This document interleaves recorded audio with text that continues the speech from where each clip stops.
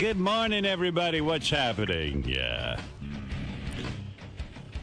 Got an exciting show for you today. By the way, stopping by in the show today is Joe Frazier, one of my heroes, who I believe was a great world champion of boxing, who was 10 times more talented in the ring than Muhammad Ali, and 10 times the man Muhammad Ali was.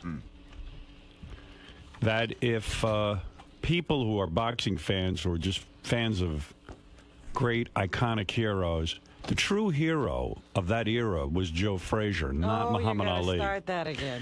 Well, I think you really need to watch a special that's going. In fact, that's why Joe's here. HBO has commemorated the Thriller in Manila, which I know. I saw that promo. It's a fantastic special, and what you begin to learn is that Muhammad Ali was a monster.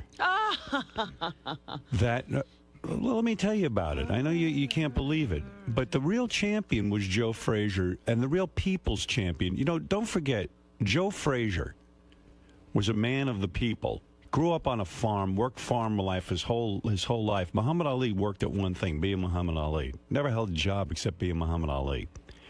Oh, and when that's it came, hold on, when it came to fighting, he called Joe. He did the worst thing you could do to another black man. He said that Joe was a race traitor. He said that Joe was a gorilla. He was ugly. He was too black. And he said he was a traitor to his own people. And Joe Frazier was a guy who was just boxing. He was working his way like any other man, trying to find his way in life and make a living. Muhammad Ali went and spoke before the Ku Klux Klan.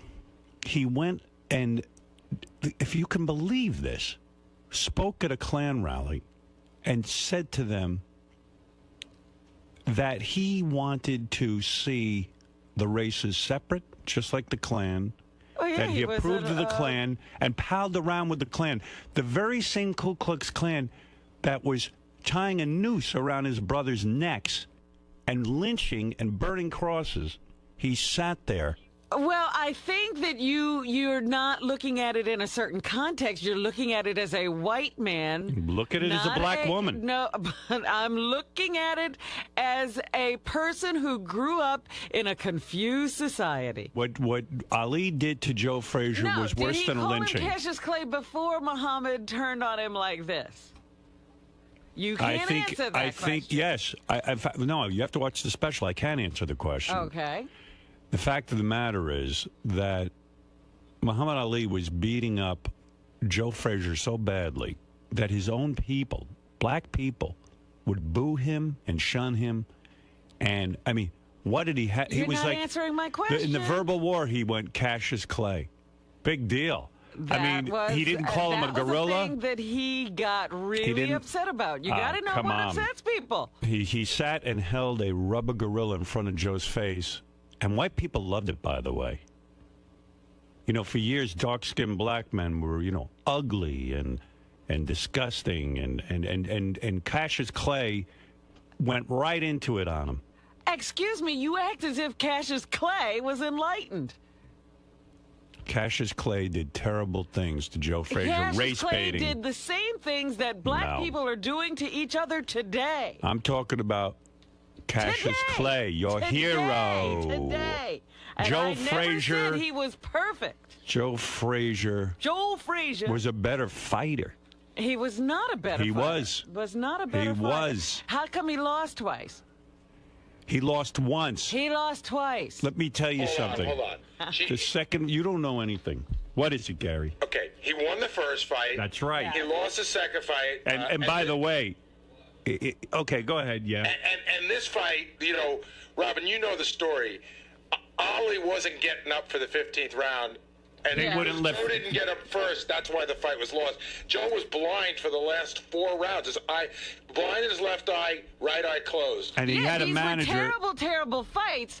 But who was declared the winner of the third fight? But I'm just saying. That's exactly right. He was lynched. He was lynched again, Joe Frazier. Joe Frazier. Here's the proof. Forget everything else. See who's talking and who isn't. See who's walking and who isn't. Well, maybe Muhammad has paid a price for the way he lived his life. Karma. But Joe Frazier not doing all that well either. Joe Frazier lives in Philadelphia in the gym that he trains in. He has no money. It's a very sad story. He has no money. He doesn't have a lot of money, no. Oh, dear. I didn't know that. I mean, he made a lot of money. Sure. Listen, what's he doing? Who knows what he spent it on? Probably with Bernie Madoff. Well, you know, Ali didn't have a lot of money either at the end of all the things. But here's the sad part about that. Muhammad Ali, you know, they've whitewashed his image so much so that people like yourself buy into him. Well, he did do a courageous thing, and that is why people revere him, not for who he was, but he did a courageous thing. But so-called Cassius Clay, Muhammad Ali. You can call him that now because he can't beat you up. Let him come in here. I'll take him on. That's right. I know you Bring in Cassius Clay. I'll kick his ass. Cassius Clay, Muhammad Ali, like you like to call him, he's a character, this guy. He is a character. But he got to sell the rights to his name. He got recently, I think, about $50 million to have his estate run. And Joe Frazier's name is nothing. And Joe Frazier was a great boxer. But you know why? I'll buy Joe Frazier memorabilia. But you know why you don't buy memorabilia? Well, if I did, I would. You know why? Because Joe kept the fight going. He never embraced Ali. When all of that was, run over and hug him and get your face in the pictures with him. Hug him. He kept that fight going. Joe's the best. Joe said, "You don't call me those names, and I don't forgive." And I love Joe Frazier. And that's been great for him. I love Joe Frazier. I love Joe, too. No, you don't. You just don't know what it is to be black. Yeah, I do. I know better than you. You have no idea. You live the life of a white woman, a white princess. What? You live the life of a white princess. I'm a black princess. I'm blacker than you. Believe me, I've been the black man. You and this documentary, you are white people analyzing black people who were raised in a racist society and driven crazy. I'm a person. This demonizing feeling for Joe Frazier. You're a narcissist at a 34. Of a simple man is ridiculous. I'm like, who are these? It's white people who did this documentary. You have a 34 rating as a narcissist. Man who did this. I'm like, listen to this music. Listen to what they're doing. Yeah. They say nothing about the context of being raised in this racist society. Say what you want. I was raised in a racist society. And I didn't use race. Your problems, and look at what you're doing now. No. You're analyzing people who you can't understand. Joe Frazier is a true champ, and he will be here today. And by the way, as a woman, Muhammad Ali will not be here. He, by the way, doesn't have anything to say. He's in La La Land. Isn't Daniel Carver a simple man? He's simple. Wait, hold it. You expect me to think Daniel Carver has a rational thought about something? So you forgive Daniel Carver? Right. I do forgive Daniel Carver because he's out of his mind. I don't pay attention to Daniel Carver, and Daniel Carver has nothing to do with how I feel about myself. But would you say then that goes to all people in the KKK? Yes, they're dumb and under some delusion that I have some responsibility for how their lives are. So Ali is dumb too. Absolutely, he's dumb. That's right. And Joe Frazier is the people's champion. Read what I say in my book. It's not that Ali was a great man. It was that Ali was someone we could relate to. We couldn't relate to Martin Luther King. We could relate to Ali because he wasn't perfect. So you don't But he was brave. You're not angry with those guys who lynched people, are you? No, they're just dumb. Oh, here we go. All right, here there we you go. go. I could I'm be angry at the entire society and the entire country. You know, when somebody, you got the wrong hero. When somebody raises their hand and says they've not always been proud of America, white people scream, "Whoa, you're not a patriot." Now you're using it the opposite way. Joe Frazier is the people's champion. Just remember that. And rewrite your book and put Joe Frazier instead. Don't brainwash me, honky. Joe Frazier, the man. And don't you even talk to Joe when he's here. I won't talk to Joe when he's here. Because you're going to try to rile the poor man up again. Oh. Let him have some peace in his life. Wait till Joe gets here. This is so ridiculous. Do you know this During is the interview, same... face the wall. Shame, the wall of shame. Now look at you trying to master me and tell me what to do. Yeah, I've been trying for 20 years and you finally wised up. You won't listen. Whatever. Anyway, so Joe will be here. And we love having him in. And stop trying to demonize Muhammad Ali. Oh, I'm not demonizing him. I'm demonizing you. His life, and he's suffering for whatever those crimes are that he did commit. Thank you. Well, now you're talking. He doesn't need you to be his judge. And you should feel... I judge him. You should feel inadequate to judge anyone during this era. No. I'm totally adequate. These were people, we were all fighting for our freedom at that time. By the way, Robin wants you to know Hitler was just a simple artist with a dream. No, Hitler was a maniac who come on. got He's your hero. Who got control of another bunch of maniacs, and they all followed it. So do you ever get upset at anyone's behavior or no? Surely I get upset at the actual behavior, but you can't expect crazy people to have rational thoughts. Your hero, Muhammad Ali, was a crazy person. Is the wrong hero. Driven crazy by the society he was grown up. The wrong hero. You need to worship Joe Frazier. Because for Joe to be subject to someone else calling him a gorilla is ridiculous. It shows a lack of character. No. Yes. Joe had a family. You can't. That people, was part of the problem. Stop it. You've never had a national figure, a beloved national figure, sit there and ridicule you. Are you kidding me? I've been called names all my life. No, not on the world stage. Absolutely. People have ridiculed that? me. Who's the prominence? Me just for working with you. Who is the prominence of Joe, of Muhammad Ali? How about the woman who runs Ebony magazine? Oh, I never heard of her. Almost every black organization. Never heard of them. They shun me. No. Shun me. Bullshit. Bullshit. That's right. Have you ever seen me in Ebony magazine? Yes. No, you haven't. They had you behind bars in a cage. People have called me the same names they've called Joe. I'm going to put you on the cover of Howard Stern's Ebony. I'm buying Ebony magazine. Look, you'll see the real hero come through those doors today. I love Joe, but you can't carry on like this. It's ridiculous. You will see the real hero. It's ridiculous. Right, Fred? Unfortunately. Who do you side with, Fred? I think you're being overly simplistic of your evaluation. You're talking about they're about 3 years away from being lynched in the South. I think it was a black guy trying to wrest any sort of control for himself in the world. I want you to apologize to Joe Frazier today. But I do like Joe. To Joe. And I think it was gamesmanship on Ali's part. Absolutely. And Joe fell into the syndrome, just like George Foreman. Well, we all can't be as strong as you. And by the way, what is it, Gary? You know, there's one interesting part that you're leaving out of this. This ridiculous documentary. No, just as far as the relationship, and this is a true thing, Robin. You know, when Ali couldn't get a fight because he was out. You know, Joe Frazier went to the Pennsylvania Commission. I know all of this. Right, and they were in the back of a car, and Ali had no money. Yes. And Joe Frazier handed over a thing. So, if you're doing that, how could you turn around and do that to Frazier? It's simple. It's not that simple. They were raised in a society that was crazy.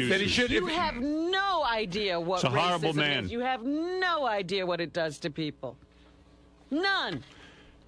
All I can tell you what do you is think South Africa was all about? All those black people dominated by a few white people. You know why? Do you know why?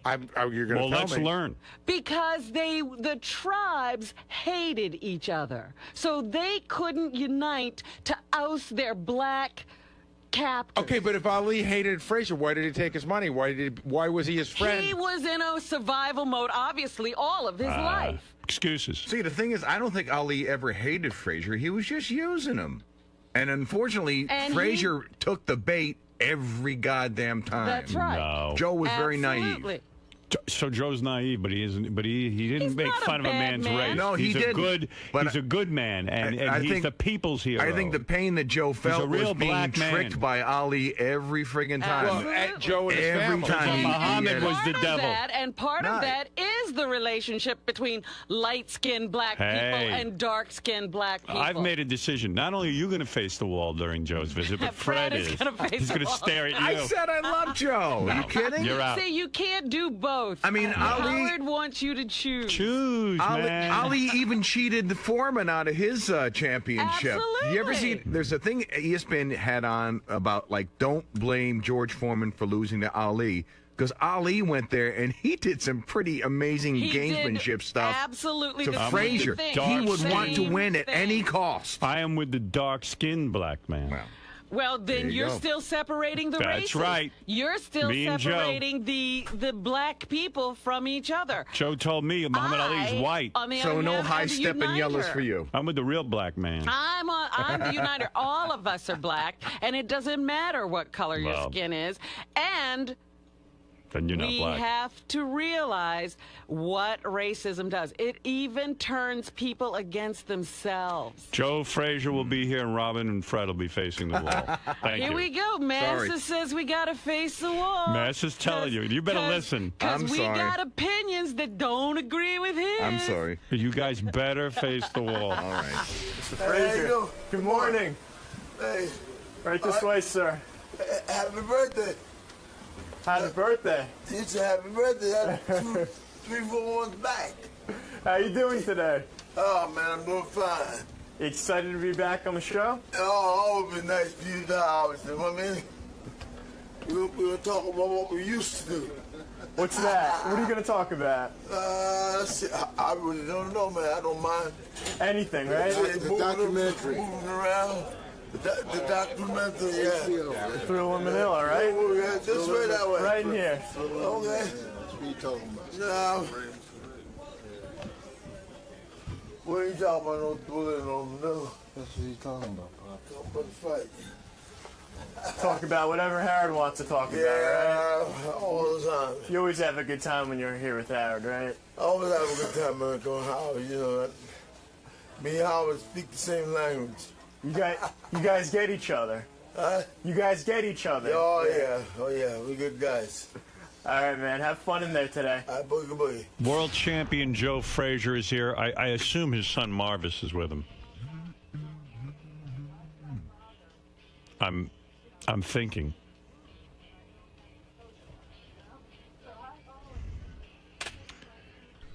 Joe is the...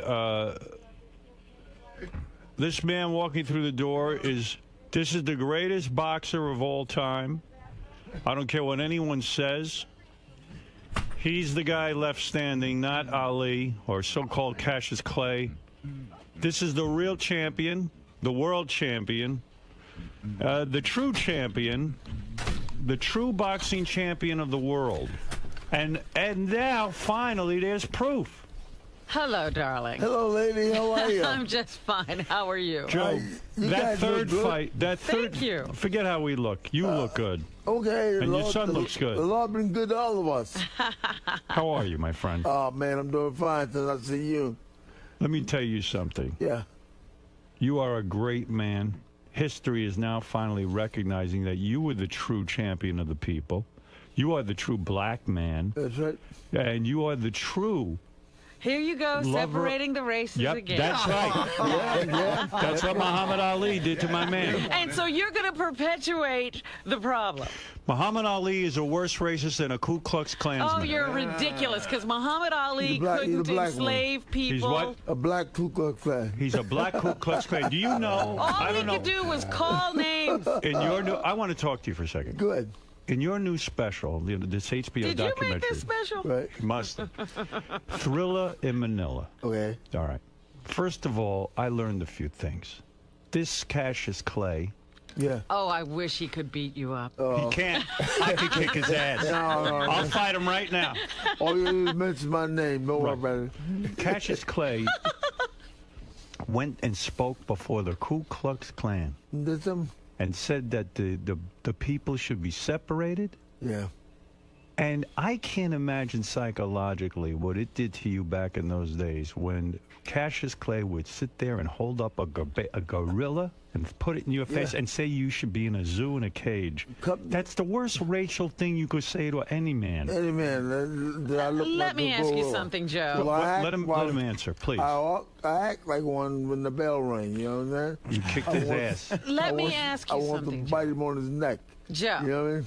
Joe. Robin, please. Did any other black person ever say something to you about the color of your skin? About me? Yeah. I didn't have no problem with that. Come on, tell the truth. My grandmother was Irish. Tell the truth. Your grandmother was Irish. Okay, that's the truth. Hold on, Joe. Let me take you. Let me take you and through a blonde too. Let me take you through this. I am here to celebrate the new special that's coming out on HBO. I've seen it already, and Robin hasn't. So I'm gonna say this. You like it? Do I like it? Yeah. It vindicates me. Yeah. I've been saying all along, all these years, the true champion of those fights was Joe Frazier. One champ to another, man. That's right. And this finally proves it. You know what, Joe? Muhammad Ali never did this show. And it's right, because he can't. Yeah, you know why? Because Joe pummeled the shit out of him. He could have done this show at one time. He had like 3 or 4 movies out. Joe, I'm worried about you. I saw in the documentary you were living in your gym. Yeah. You're down on your luck money-wise. That's what it kind of says. And now I heard you lost the gym. I haven't lost no gym. You got the gym? The gym is still there. I just want to sell it. I'm not losing it. Where are you living then? Here and there. Where? Here and there. Here and there. You made millions. He made millions. He's in a high rise. In a high rise? Yeah, he's doing So you're doing okay? Yeah, he's sure, I'm fine. You're fine. But the guys over the time, what they have done, I gave them a way of life. Yes. And you know what they've done? They throw it back in my face and walk away. Yep. They went to Butch Lewis. They went to Don King.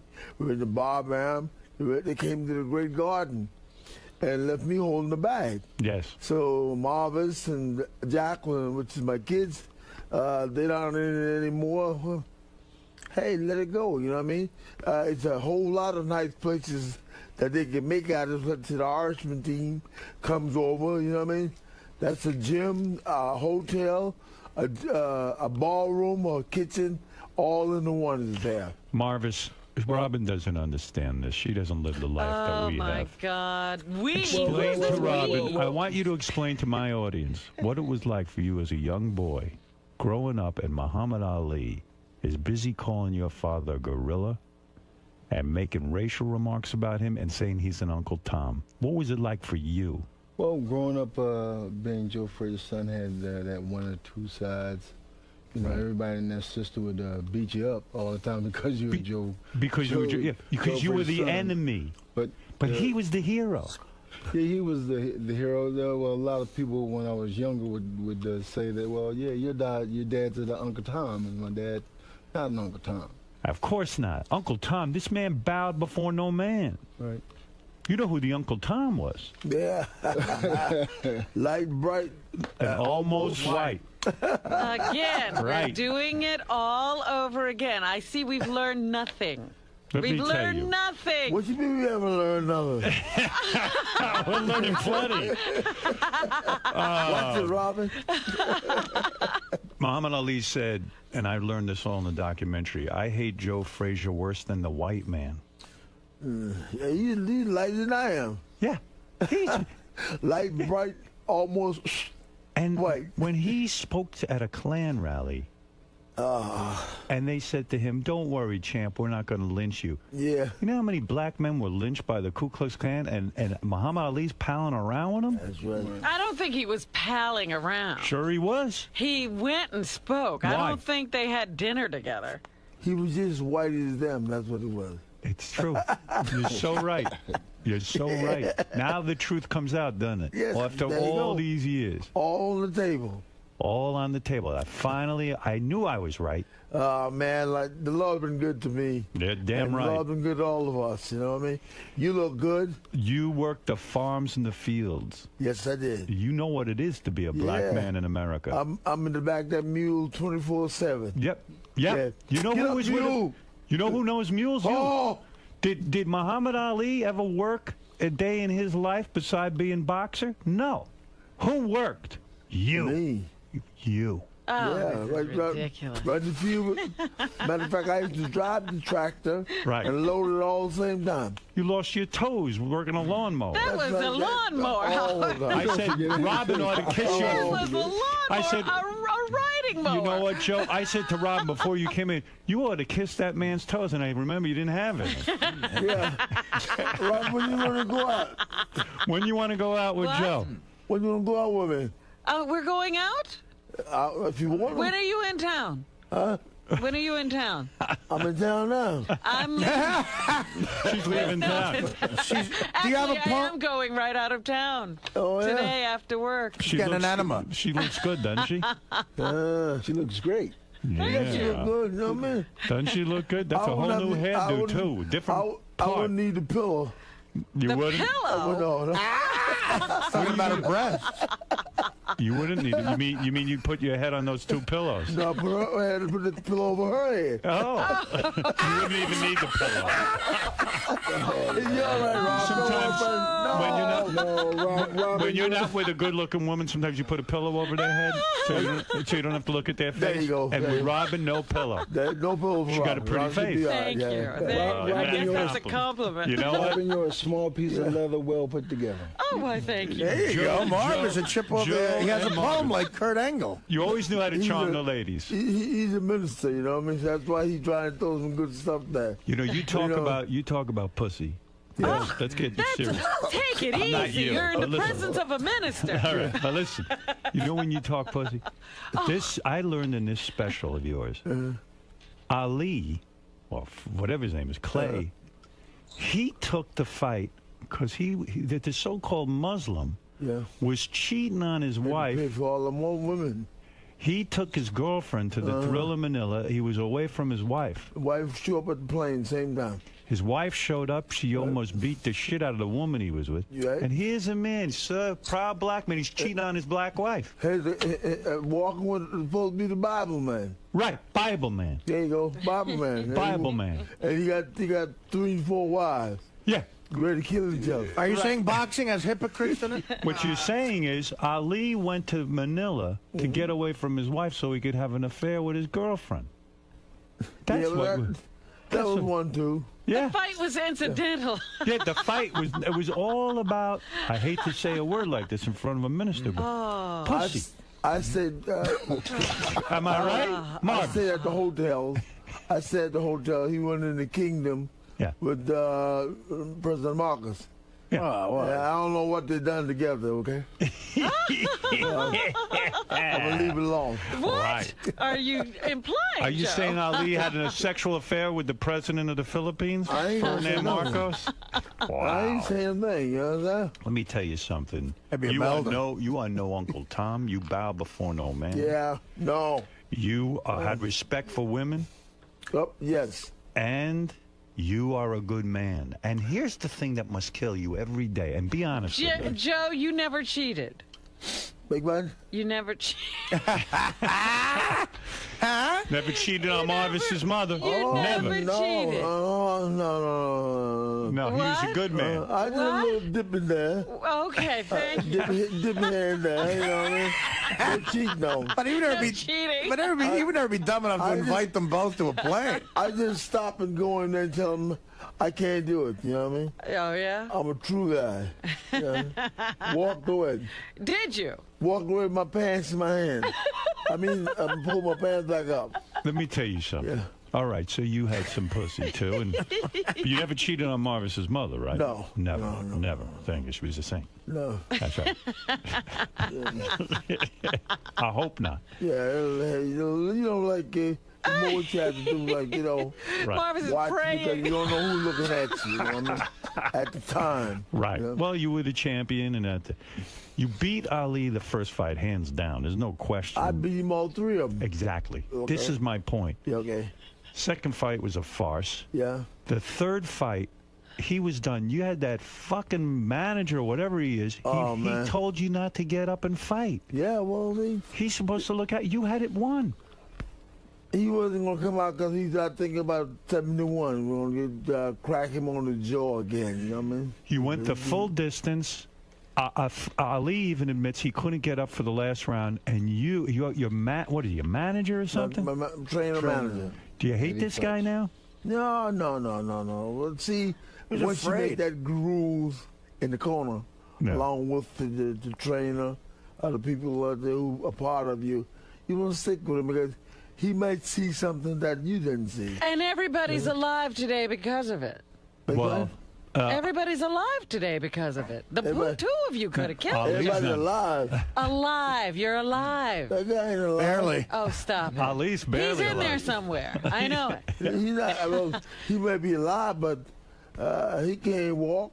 There's a special coming out on HBO. It's called Thriller Manila. It'll explain everything to you. You must watch this. I can't wait to watch this.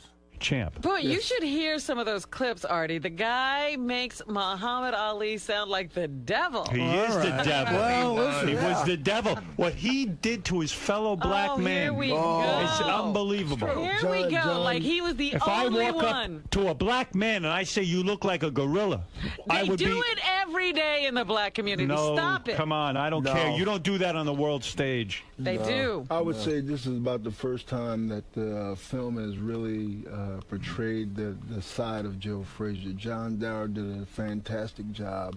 He's a genius. On, just showing Joe Frazier's side of the story. No one else has ever, shown his side of the story. Everybody's heard the Muhammad Ali side of the story, but this film portrays Joe Frazier. You don't feel that it goes too far to one side? You haven't seen when are we gonna have you have to see it. Just the story. Doesn't it kill you that Muhammad Ali just got $50 million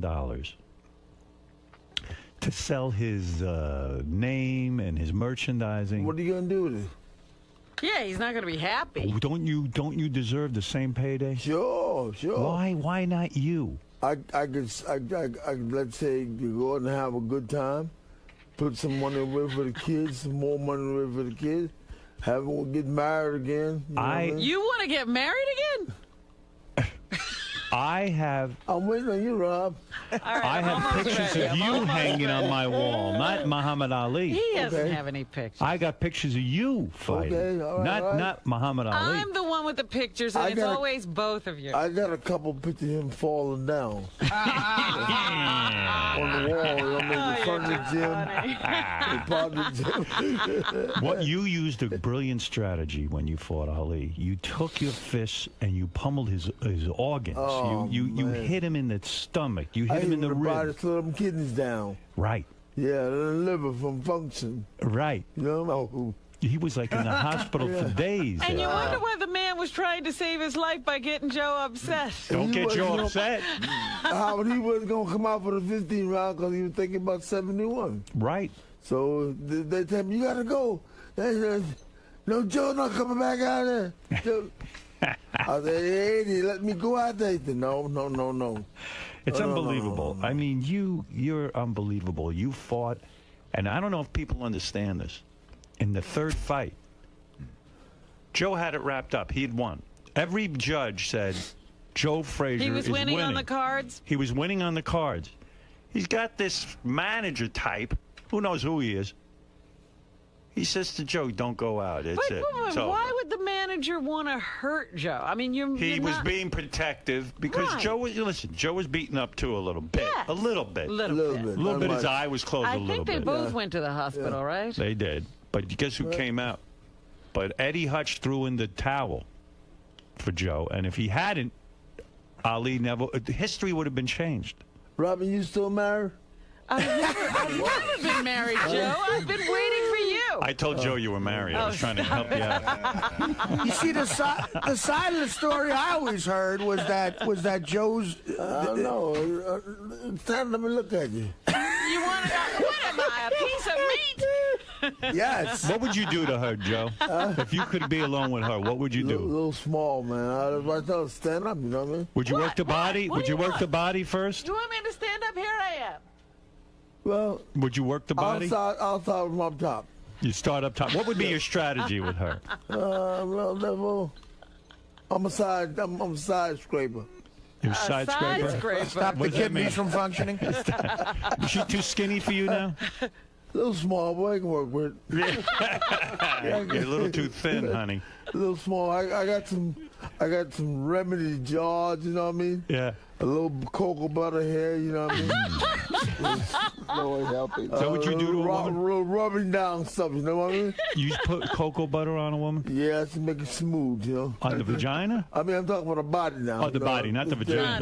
No. The vagina. These are arms. You know. I'm smooth. Breasts. There you go. Wow. Yeah. Don't go no law. What about the butt? You would rub that down with cocoa butter? Well, I don't move around back too much. I ain't no back man. You were never into taking a woman's back door? Never? No. That's not your thing? No, they got many ways to use that. I'm with you. So you can't go back there. Right, it's dirty back there, quite frankly. Yeah, you don't fool with that at all. Not with me. Did you ever accidentally enter a woman back there? Like you meant to go? Did you ever mean to go into the vagina and then suddenly you realize you're in the back door? No. Oh, I had an accident like that once. No, I'm a straight aimer. You're straight. You're a better man than I am. Well, you're the champ. You're the champ. I'm a straight guy. It seems like Joe's doing fine.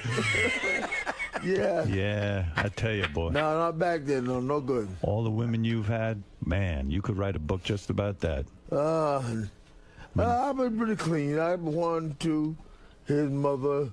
All right. A couple more. You know. That was it tonight. Keep it what clean. Number would I be? I don't want the kids to look at Daddy as a bad guy. You know what I mean? If Robin was to make love to you, what number would she be? What number would she be? If she, how many? In other words, would she be the 17th or the 1700th woman you ever had? About five. Number five. Five. Yeah. So you haven't had Get that out of here, Joe. No, I number five today. Man. I'm cleaning chitlins. When's the last time you got laid? Big one. When's the last time you got laid? About 3-4 days ago. No kidding. Yeah. Marvis, you know the woman? Yeah. You met her? Did you meet the woman he banged? He sees no evil, hears no evil, speaks no evil. So, it's hard for Marvis, you know. He likes to think of you as just, you know, dad. Yeah, he's like, well, God forgive, you know, that his wife passed away. Whose wife passed away? Marvis. Marvis's wife passed away? It's been about 9 years now. What did she die from? Cancer. Cancer, young woman. Yeah. You getting any? Oh, my God. How long did you, is he back in the saddle, or is he still grieving? He's still breathing. You're still grieving? I have a fiance. Oh, you do? Yeah. Oh, so you're getting some. Well, I like to see me married again because we don't have anybody to carry these names on. My daughter has a lot of boys, and let's say like they. Marvis doesn't have any boys. Yeah. Marvis doesn't have any sons. No sons. 2 daughters and 2 granddaughters. You better get busy. No sons. No sons at all on my side. I don't think, right? No. No sons. No Frasers. No grandson. To carry on the Fraser name is going to die, Joe. Can't have that. What's this? The Fraser name is going to die. You don't get busy. Oh no. Walt Frazier had a son. I got 5 daughters and 6 sons. Oh. Oh yeah. But none of them have they're young guys. I see. You still got a chance. Jeez, I don't know what they do with women. You know what I mean? The 17 and 18 and 20 years old guys. Yeah. You know what I mean? Maybe these daughters. I got married. I was like 16 years old. Oh, you think they should be married Mom was already? there when I was 16. Yeah. Mom was there and her sister. Wow. Really? Yeah. Wow. I've been batting 2 hands. You know what I mean? You were 16 when you had Marvis? And another girl. Wow. Ooh. But you were a real man. He must know how to train dogs as well. Did your mother practice voodoo? No, not Mom. Who practiced voodoo? Grandma did. Grandma. Grandma from hoodoo. Yeah. And when you were living on the farm, you your grandma come over and do voodoo. What would she do? What kind of voodoo? They had a jug in her hand, you know what I mean? Lord bless them. No kidding. I said, Grandma, what that for? To make you better. Better? Better from what? I don't want you to make that shit in daddy of yours. Don't you think she put a voodoo curse on Cassius Clay to put him in this position? But back in the days, man, when it was Joe's, yes, Marciano, Sugar Ray Robinson, right on down the line, these great guys, man, I said, I'm going to be a champion in the world. And my uncle said, you're a rocky boy. Yeah, darling, can I have a shot of that thing? That was liquor then. Yes. You know what I mean? Yeah. So that boy will be a champion one day. You'll see. That was his uncle. They all gone. My Uncle Rock. Yeah. Israel. So they believed in you. Your family believed in you. And now, though, you live with great pain. You do. Someone told me you're taking 20 pills a day just to stay out of pain. Is that correct? No. Somebody told you something wrong. But let's straighten that out. I'm a diabetic. Diabetic? Yeah, I'm a diabetic. No pains.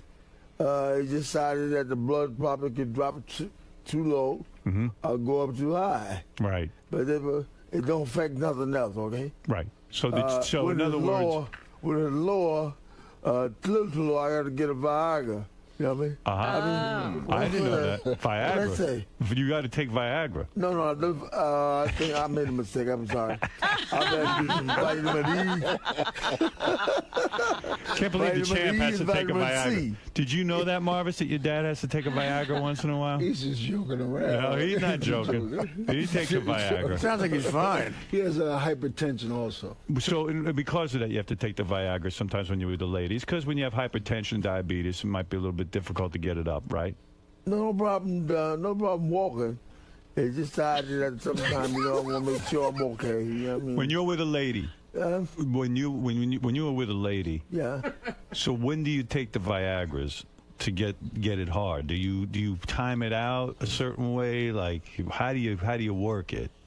No, what I get in the morning, like I want to try different things, like in the E's and C's and stuff and B's.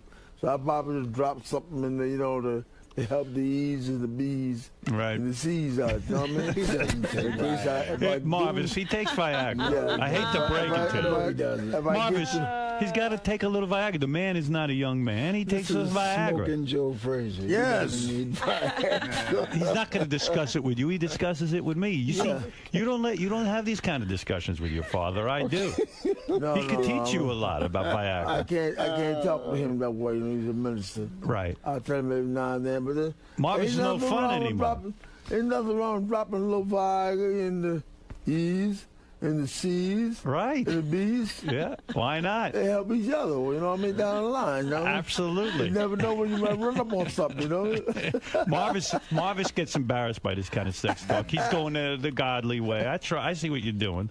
But, this is natural. This is natural. We talk about a man's ability to have sex with a woman. These are all jokes. He's a minister. We're just joking. He's a minister. Yeah, he's a priest. He's not that much fun anymore now. You don't want to discuss that stuff, you know what I'm saying? He used to be a lot more fun, didn't he? Yeah, he's still fun. Yeah. He's still fun. Yeah. Let him go and do what he got to do for what he has to do, for the church and stuff like that. Right. Does Joe go to your church? I'll try to stop them before they get there. Yeah, Does he go to the church? No. He's been there once. Oh, my God. Yeah. Well, he's always on the road, On the road, he's busy with the Viagra. He got no time for church. On the road. Joe, does it make it as hard as like when you were a teenager? Oh, my goodness. Does it make it as hard as like when you were a teenage boy?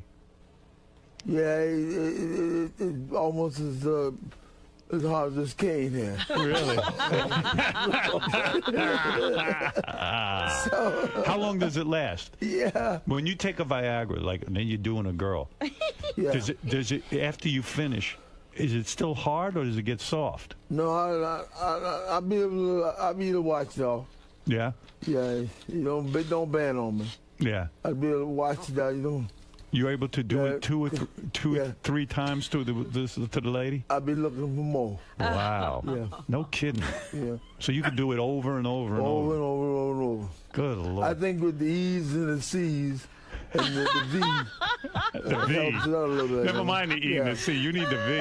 I'm not an athlete anymore, so therefore I can do these things now. You know what I mean? You got a young girlfriend? Well, how old is she? We'll talk about that later. Yeah? Yeah. How old are these girls you're with? Big button? How old are the girls you're with? Are they in their 20s?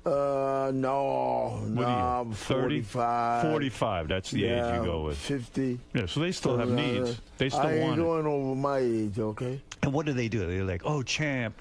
Every minute with the champ, is that it? Don't call nobody's name because it might get in trouble. Right. You don't give anybody's name. No. So they call nobody's name either. When you're with these women who are, let's say, some of them aren't that beautiful, and you say you put a pillow over their face, did you ever once smother a woman by accident and kill her? No. With the pillow? No? They gotta give them breathing room. Breathing room. See, Robin, if Joe ever put a pillow over your face, you'd get breathing room. Stop. So don't worry. He would know to let me breathe. You know how to control the pillow. Yeah, but you don't need a pillow for her. Thank you for not smothering me, Joe. You still married? I'm not married. I haven't been married. She's never been married. Oh, yeah? But she has boyfriends. Don't ask what's going on. She's got boyfriends. Oh, yeah. Yeah? Yeah, she loves it. I don't know what he's talking about. She loves it. How many boyfriends you have? I don't know what he's talking about. I think she's got one now, but I'm not sure. I don't know what he's talking Got a young white guy, Joe. I don't know what. I don't know what he's talking. I don't know what he's talking about. 25-year-old white boy. Oh, yes, right. Sure. Nothing wrong with it. Sure. Yeah, barely out of diapers, this one. Man. I'm with a kid in a diaper. No Viagra there. No. That's who I'm with. I'm with a kid in Marvis, a diaper. when you were a young man growing up, did your dad ever take you aside and teach you the pillow technique in case you ever with a girl? Did your dad ever teach it to you? You must have learned something from him, right? You know, what was happening? Marvis had more of a quiet life, more than the other brothers of his own. You know what I mean? He's a great man. Yeah, he's a great guy. I like Marvis. He's a true preacher. You know what I mean? Yep. I asked him how he does it. You know what I mean? But therefore, he said, "Look, Dad. I gotta walk right." I said, "Well, ain't nothing wrong with walking right, but when them girls come to see you, you gotta do your job." Oh, my Right. God. You're This a good was father. your fatherly advice? You're a good father. Why not, man? You sat your son down and you said, when the girls come, you got to do your job. Good job, man. That's what it is. I mean, Yeah. they ain't coming around you to shake your hand because you got a couple dollars. Right. They want to get beat up. I didn't say eat up now. I said beat up. Right. You told him you taught your son early on, you got to satisfy these women. That's right. Did you encourage him to perform oral sex on these women? In other words, some men don't teach their sons that. No, we don't go that way. Like that. The black community. That's a little rough for him. Marvis, I ain't gonna get down. I ain't gonna get down too rough on him. You know what I mean? Right. There's some of the things they ain't gonna tell you nowhere. You know what I'm saying? You never licked a woman down there, right? You never did that. You never sat there and licked them. No, I never go that low down there. You never went down there. I stay above the navel. Above the navel. And you taught your son that too, right? I hope you did. Marvis, you go below the navel? Wow. Why not? No, man, oh my goodness. Marvis is more beat up than when he fought Tyson. Down goes Frazier. Do you think Muhammad Ali used to lick all the women? He probably licked them down there, right? Because he bows before the women. I don't know what he done before. Now. Yeah. At a clan meeting, he probably did it. I'm sorry. Now, who knows what he did? Got to do something now. You know what I mean? He probably can't get it up, so he probably has to lick them forever, for hours. Do you think that his wife or someone has to like he just has to lick her for hours because he can't get it up? Because of what you did to him? I'm not sure what that's all about. You know what I mean? But you're still giving it to I him. respect him and the wife on those parts. I don't really know what they're going to do. You know what I mean? Yeah. Whatever he do to make us stay, let him keep on doing it. Right. You know what I mean? Better luck to him.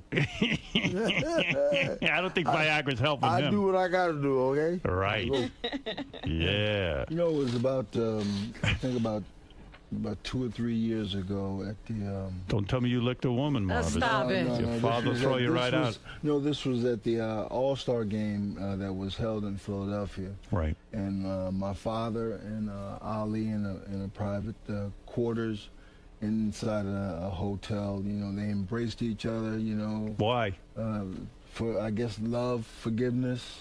Wow, come on. You know, come on. I mean... You know what, Marvin?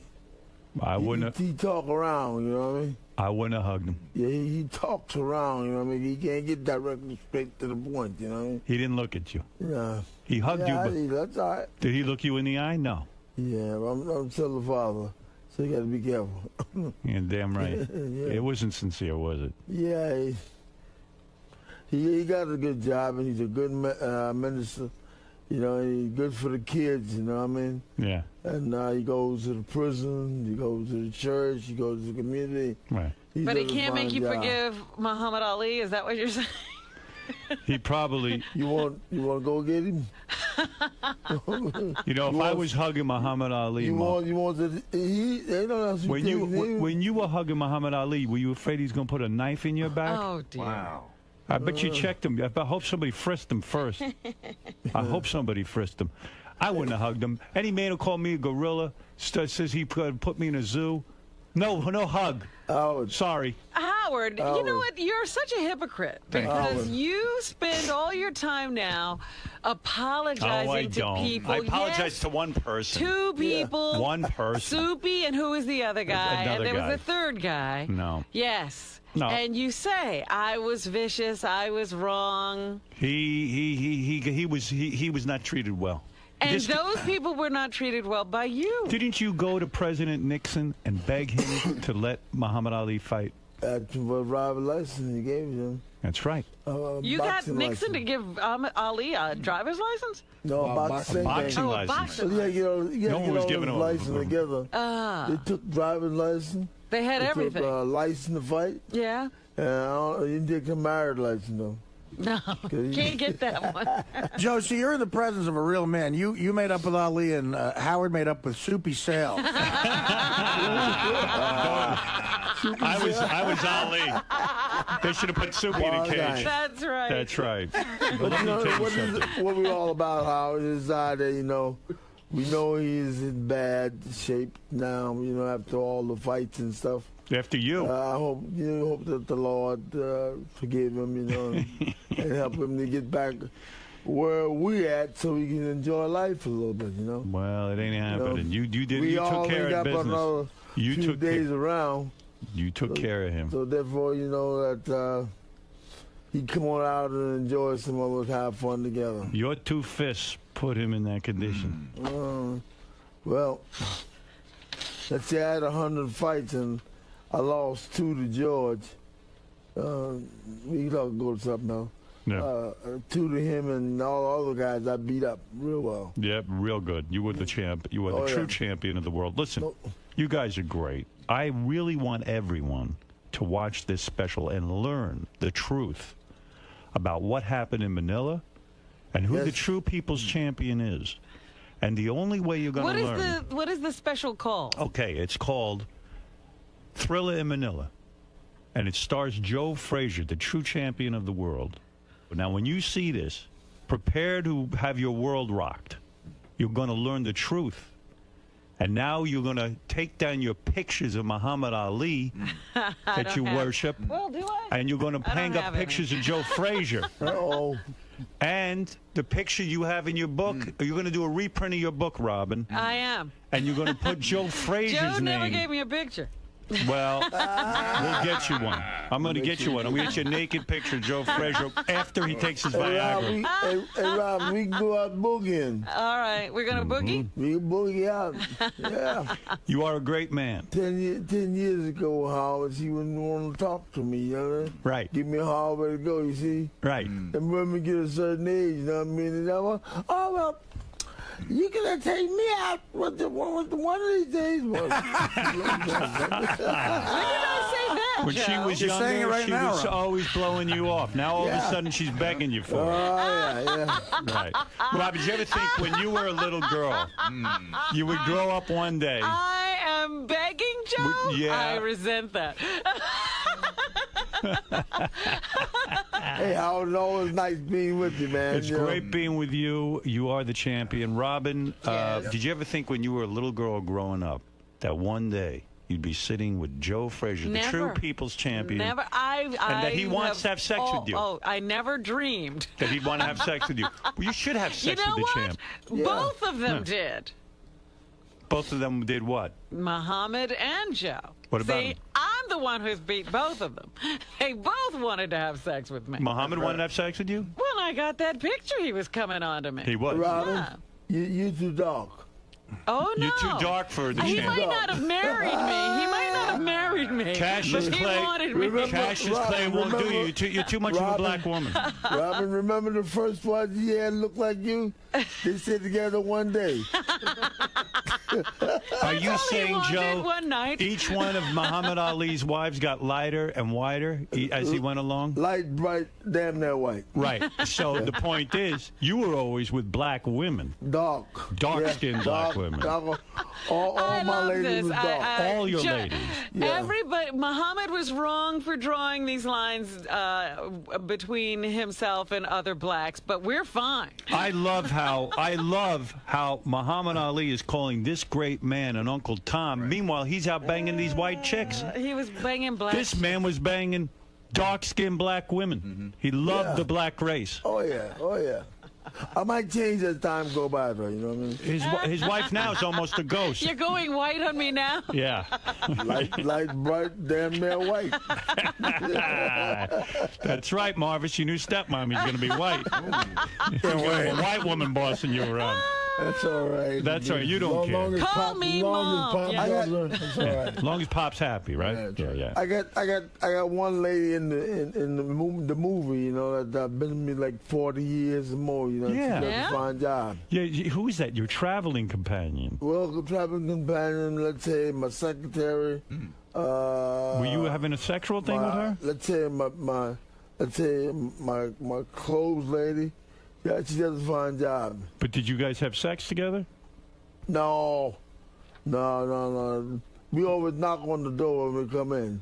You know what? Yeah. So when you see this TV show, there is a white woman who seems to travel with Joe quite a bit. She's been in like 40 years with me. Yeah. I got the feeling that she's everything that I need to be done. I got a feeling she's like a wife to you, like a lover. That's the way it seems like sometimes. Yeah. Marvis, what do you know about this? Yeah, what do you think about this? You keeping your lips sealed? She drives the car. She makes the bed. She cooks the food. You love her, don't you? You love her. Huh? You love her. I love her. Yes. You do. Yes, I love her. Wow. Because she go where you want to go. You don't have to drill hammer in her head, tell her you can't go today. You know? She listens. Where do you get a broad like that? She's like, can I go? I said, no, you can't go. I'm going hours. Be there, come back. No problem. Wow. She listens to you. You found a woman who listens. make sure that I'm clean. Right. Sharp as a tack. Right. You know what I mean? No problem. Good woman. Good woman. You're not kidding. What is it, Gary? Champ's got to go. All right, listen, Champ. We love when you're here. Always fun, Joe. Come see us again, Marvis. Pleasure having you, of course. Marvis, bless you. Always nice to you, man. Do me a favor. Next time you're here, you bring a pillow with you. You teach us that technique. How to put the pillow over the woman's face. Okay. You can use Benji. Enough air to breathe. That's all. You'll practice some Benji. You'll show us how to do it, all right? We're not breathing. But when she starts to lose consciousness, pick up the pillow.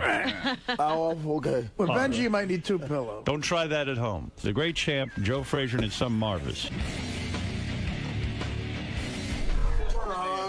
I love you, even though you're so mean to me. You did a fine job.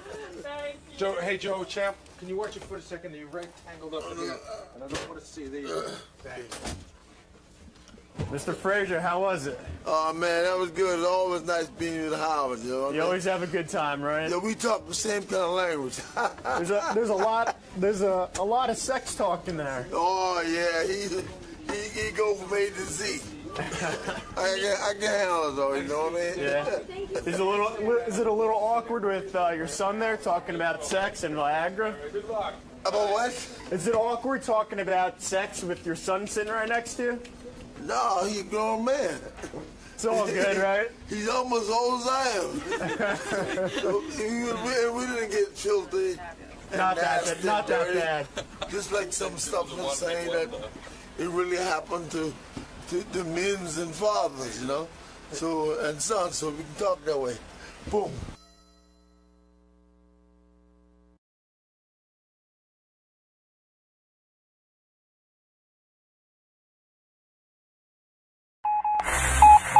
This is the best of the wrap-up show. A recap and behind-the-scenes look with John High and Gary 𝗏𝗏𝗏. The best of the wrap-up show begins now. On Monday's wrap-up show, Richard came by, and he's dying to meet Seth MacFarlane, to the point where he's willing to have somebody jerk off on his back.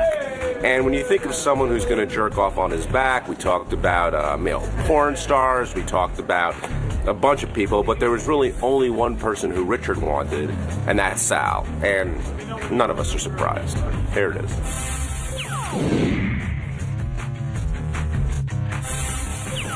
So there's a group of guys here that are huge Seth MacFarlane fans.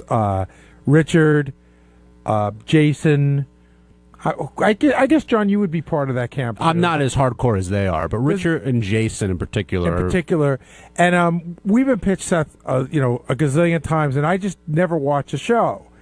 Then my kids started watching the show, and I started watching it with them, and I realized it's really a very funny show, but also I would think that the people that watch that show are Howard fans. There's, a similar thinking there, wouldn't you say? Yeah, I think it's a very edgy, it's animated. It's a very edgy show and great, really deep references to everything, but very, very funny. So we've pitched him as a guest a bunch of times. I think he's tried to come on a bunch of times. And Howard's been more of, not that he doesn't like the guy, it's just like, I'm just not that familiar with the show. So in the meeting last week, we were all like, we feel very strongly. We have some good angles on him. He basically got that show on the air almost out of college. But now, who's we? Like, who's making this pitch? Well, Richard, I'm making the pitch. Will agrees with me from a guest point of view, not even that we're huge fans. And then Richard and Jason are the super big fans. And then Sal, of course. Sal blows like the wind, by the way. I wish I had tape of the meeting. But if Sal senses that Howard's not into it, then Sal goes, yeah, I don't know why. I don't get it. We don't need to have this person. Howard goes, well, maybe you could. That might work out, Sal says. So what happened was we're talking about it in the meeting, and Richard just happens to volunteer that he would blow Seth MacFarlane if Howard would put him on the show. Was that your first offer? Was that? Yeah, because I know that would never happen. Seth MacFarlane is not a gay guy. He would never let me do that. Well, neither are you. Well, I know. And so that's why I just said that jokingly. Oh, if you let him come on, I'll blow the guy. You know, just kind of understating the fact that I would do almost anything for Howard to approve this guest, because it's one of those guests that has been pitched several times that I always thought, oh, we got to have him on the show. He'd be so great. The voices. I saw him live at Comics, this comic club, comedy club here in New York, and he was amazing. His Hulu commercials, which have been running a lot. Have you seen it, John? Yeah. Where he does all the voices, I thought also was interesting. But, you know, at the end of the day, we pitched Howard enough information where he was on the fence about him as a guest. But then, you know, Richard blowing a guy, God, that sealed the deal. And Richard won't be blowing a guy, but you will be taking another man's load on your back. And I will. And who's that man going to be?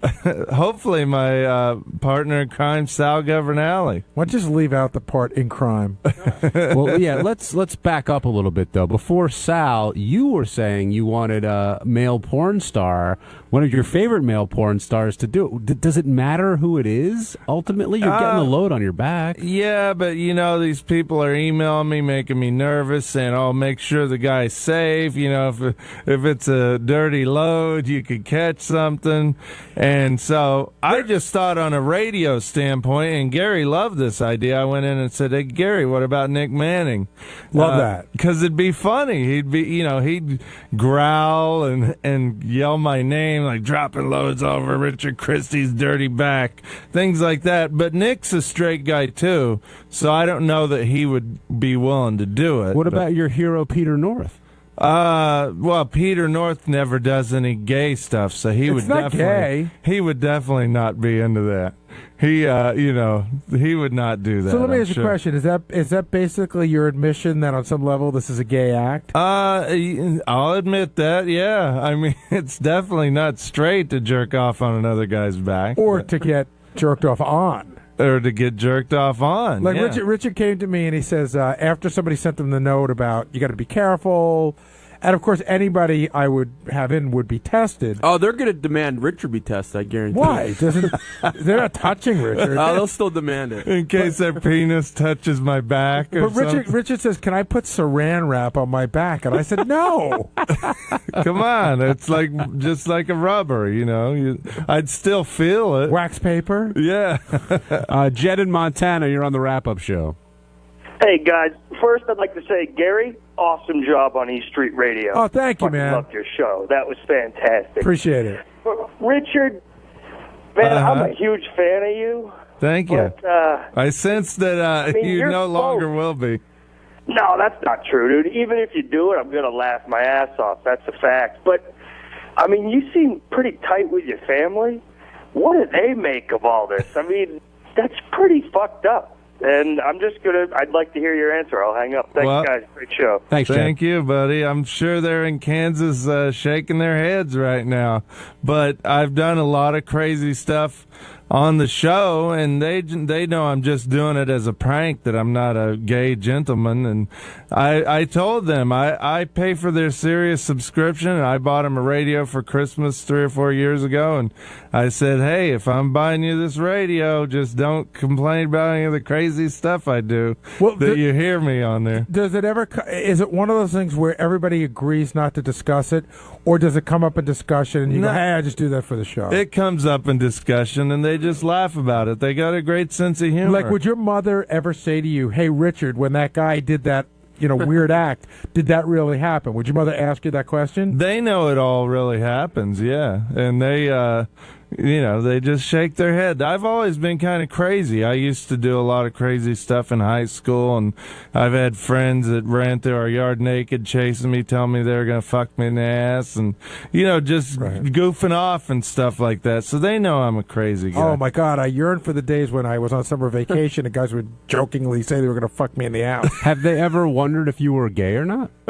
I'm sure they did, yeah. I'm sure it came up at Thanksgiving dinner when I wasn't around, because I never got laid until I was 19, never had any girls around, only hung out with my buddies, and I guarantee they probably thought I was. Did they ever ask you about it specifically? No. I don't think they would have cared either way, but I'm sure they thought I probably was. This is where I'm like jealous of Richard. Like, I'm very close with my parents. I love them. I have a great relationship, but they would be upset if I did this, and that's what keeps me from doing some stuff like that. But did they give you a hard time back when you used to get naked and do stuff? Oh my God! You should have seen how upset they were when they found out a guy named Kip, who looked a lot like Benji, went to the Bunny Ranch. I'm not kidding. So I was wondering because I've talked to you about like is there something that would cross the line for your parents? Do you think that they would actually say, this upsets us, please don't do it? If a big veiny penis entered my rectal cavity, I'm sure they wouldn't be too happy. If I went all the way and had gay sex, which I would never do. See, this is where I sometimes wonder if you are gay. Because you have to add all these adjectives. Like if you said, if a penis ever entered my not house, a regular penis. that would be gay. But you're like a big veiny penis. That's the line for enters my rectal cavity. You have a whole thing going on. Well, it's called theater of the mind. I'm trying to make the radio audience out there get a little more entertainment by throwing these adjectives in. So if you were going to go that far, if you're going to like actually have anal sex, they would say, Richard, we don't want you to do this, or they'd say, hey, maybe you should think about this. My dad would probably call and say, well, we talked to your sister, and she knew a guy who had anal sex, and he said it ripped him up a little bit, so you might want to be careful. Yeah. So I don't know. Yeah, I don't know. They got a real good sense of humor, and I'm a real lucky guy that my parents are very understanding. Now, when Sal came up, you said you would prefer that Sal did it. And I don't know who said that, just have Howard talk to Sal and then all of a sudden he'll want to do it. Is Sal on board for this now? I don't know. First of all, let me ask you a question. Is it gay if Sal is able to complete the act? No, because he can watch a movie. You know what'll be great for it is those things, is it called My View? that we advertise. Like, Sal they're those glasses where you watch video and you don't see anything else outside. That's great. Yeah, but what if he's watching a video of your ass? Well, then there's a problem. No, he'll watch like some granny porn or something and get worked up. Now, have you talked to your girlfriend about this yet? No, I'm sure it'll come up. She's probably listening right now. And how will she feel about it? She'll just shake her head just like my parents do. But she never says like, "Hey, you know what? That's a little bit weird for me." And you say, "Hey, this is what I do for a living." Or does it ever get to that? No, it never really gets to that. I mean, I don't know. I mean, compared to this, what do you think is worse, this or me licking Sal's balls? Because that was pretty bad.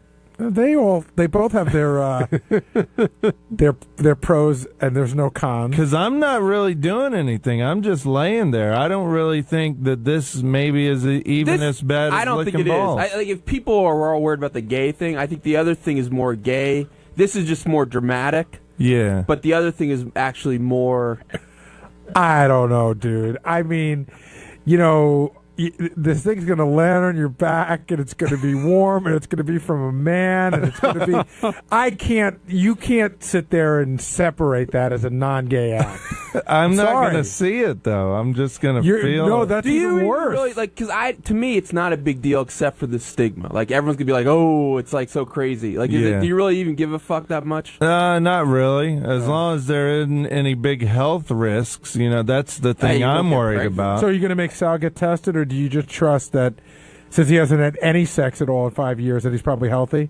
Yeah, I'll trust him, but he doesn't wash his hands sometimes, so maybe I want him to get tested or his just pouch. in case. He doesn't watch his pouch in his either. pouch, he might have, there could be something growing in that pouch just from, not washing it for a while. Hey, it's Sal 𝗵𝗿𝗍, and on Tuesday's wrap-up show, the boys were pressuring me to jerk off and come all over Richard Christie's back. And, I love Richard. I love the show. I've done some crazy things in my past, but getting naked and whacking off on a man's back, I think that's where I draw the line. Check it out.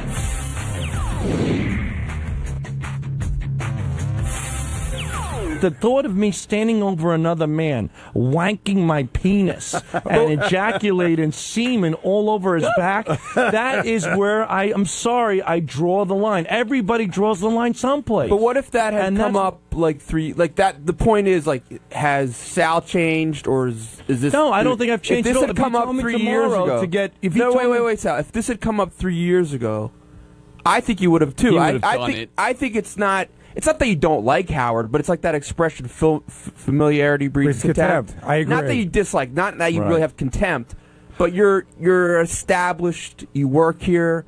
You're not. You don't feel as willing. You don't feel the need to please Howard as much as you did when we got here. But I have to say that is completely unfair. No, I have sleepless nights over the show. I break my ass for the show, and I'd be willing to do stuff. But there is an area where you have to draw the line. There are certain things that you just don't want to do, and this is something that I don't want to do. I want to move past this. I do remember, though, when we first came to Sirius, there was a couple weeks we were all planning and getting ideas together for Sirius, and they were some of the craziest freaking ideas I've ever seen. Like what?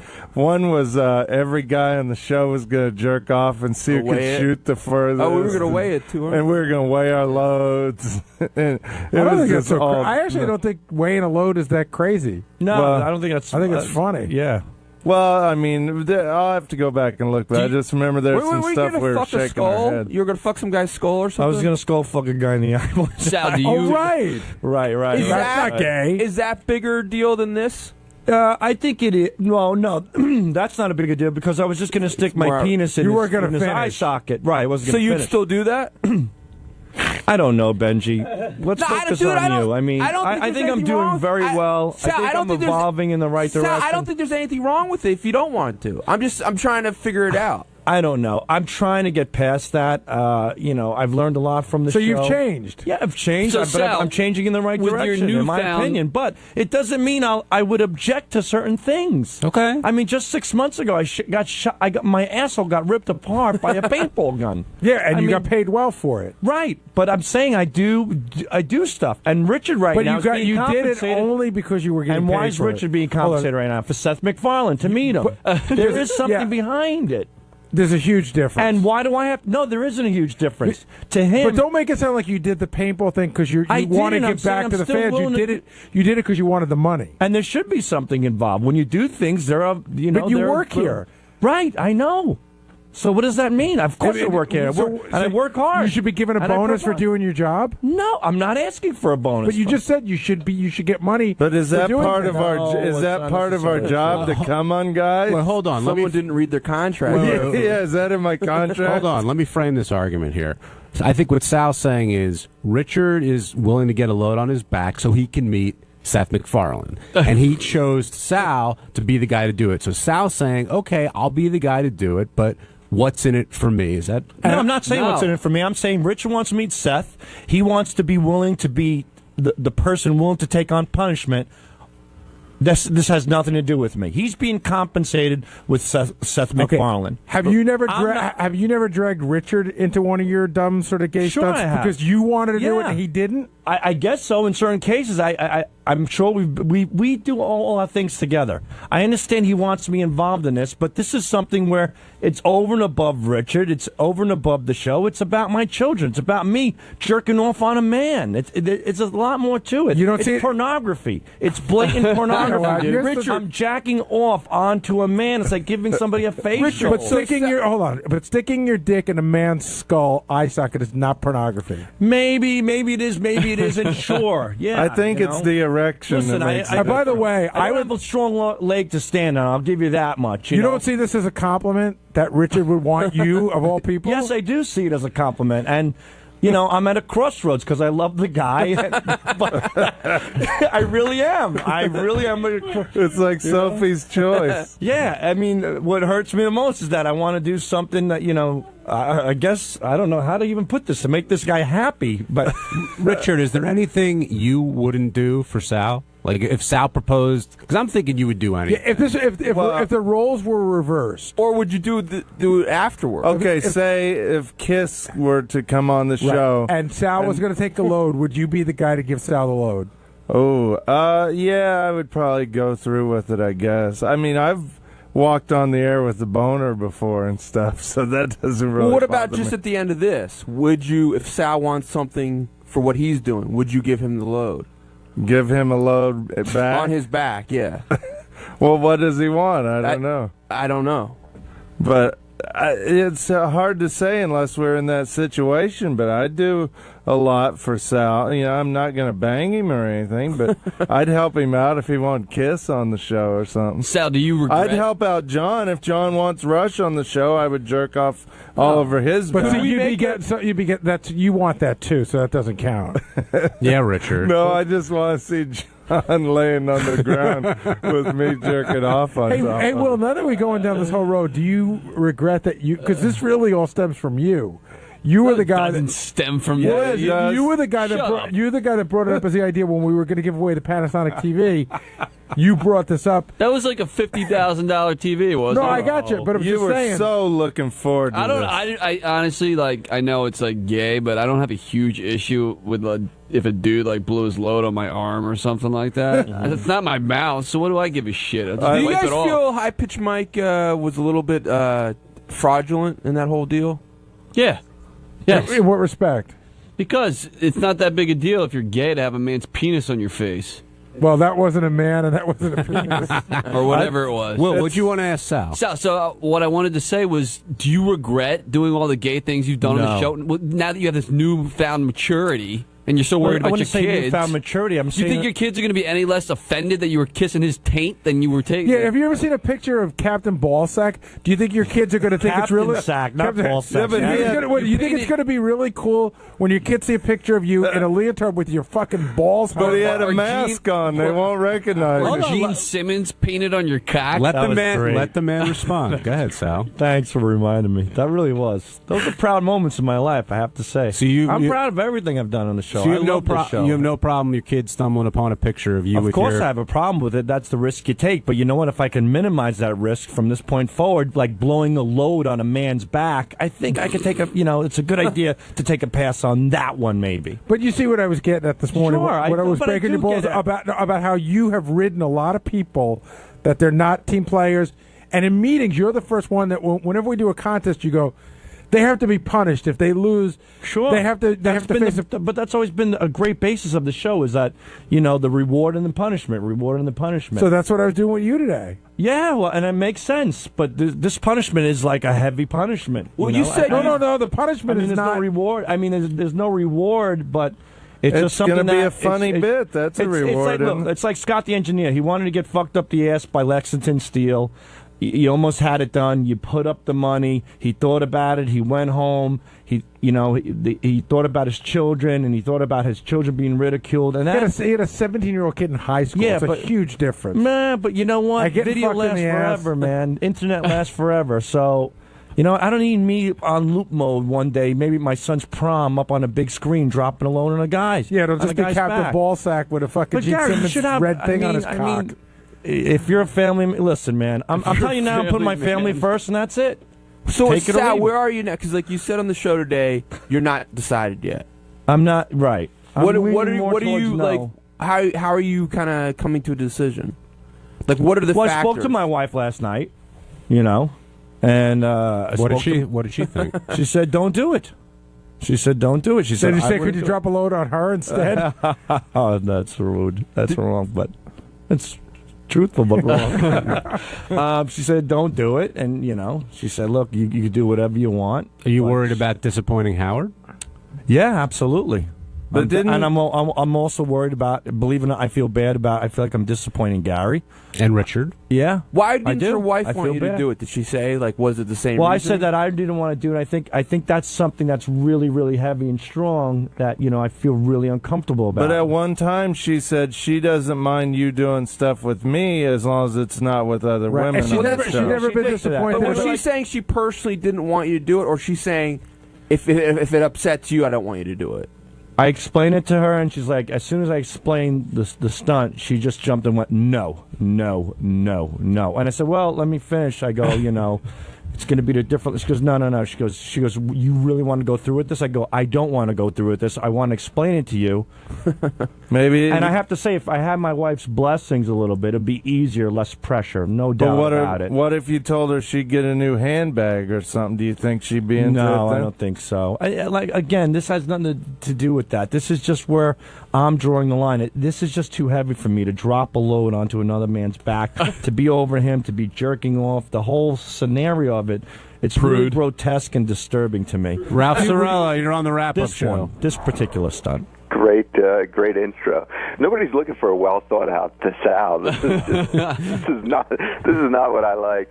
You know, it's funny. I was sick of all that gay shit you guys were doing in the beginning, but now that you don't want to do it, now I really want you guys to do some gay shit.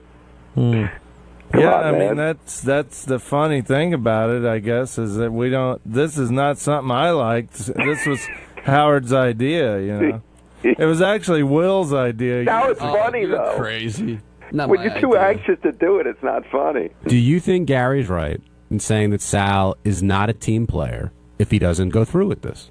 Absolutely. It's not, you know, especially when Sal screams and yells when, like, Lisa G won't show her snatch or won't do this or that. She's not a team player, you know? So I said Lisa G wouldn't play. Those words come back to haunt you. Hold on. You're comparing a fucking chick playing a violin to a father of three blowing a load on a man's back. No, that's one of the things. Okay, give me another one. Give me another. What, you said that JD backs out of shit all the time. I don't say a peep. Richard's backed out of shit. I don't say a peep. You've all backed out of stuff. It happens. You're asking me to drop a load on a man's back. It's a fucking big fucking request, man. It's something I don't want to do. Like you haven't done Jesus that Christ! before. And you know what? I've done. And you know what, Ralph? Before you open your fucking queer mouth, come in here, get your ball shocked, get your asshole fucking hit with a paintball gun, get everything that I've done, and then let's see who wants to drop a load on a man's back. I've committed myself. I've done everything, and I'm proud of it.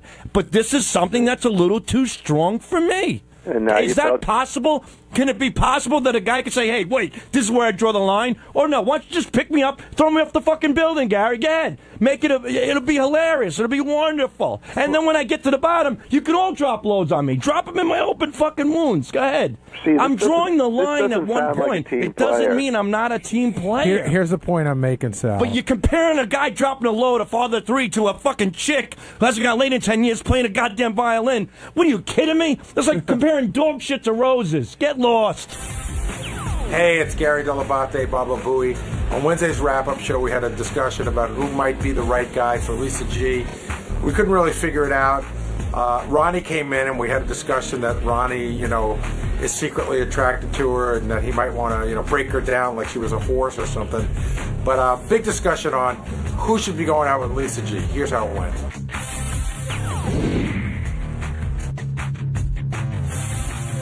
Is it fair for Lisa to compare her lifestyle to Howard's lifestyle? No, she can compare it to every person that has our hours, which is everybody from a baker to a mailman. You know, a lot of people get up at 4 a.m.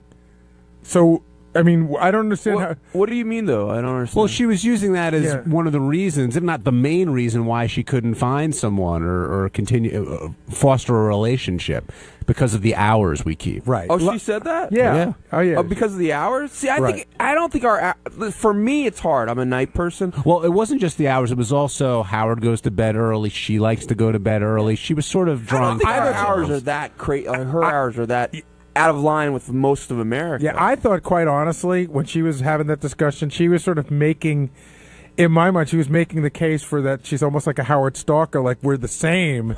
Maybe we should be together. You know, we have the same hours. We both go to bed early. We both like to get up early. We should be together. Gary, where would you form that conclusion from? How could that thought possibly enter your mind? I swear to you, if you pry that closet door open, it looks like a single white female. There's nothing but pictures of Howard in there. What time does Lisa? Did she say what time she goes to sleep on a regular basis? Well, she said she's in bed by 8, right? Right, but see, Lisa's got something going on in her life that she could pull off a wilder lifestyle if she wanted to, which is what I did when I worked on the show before I was married.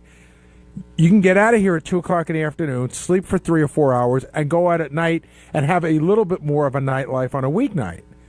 she's like, no, go home. She plays it safe. Now, here's the big question: do you believe when she says she's very content with her life as it is? She's got her job here, she's got her cats, her chamber ensemble, whatever else, and she's okay with that for the rest of her life? Or do you think that's sort of a rationalization because she really would like to meet someone? Well, now, that's what she said a couple weeks ago, but it's definitely changed. Maybe talking about it, she definitely wants to meet a guy now.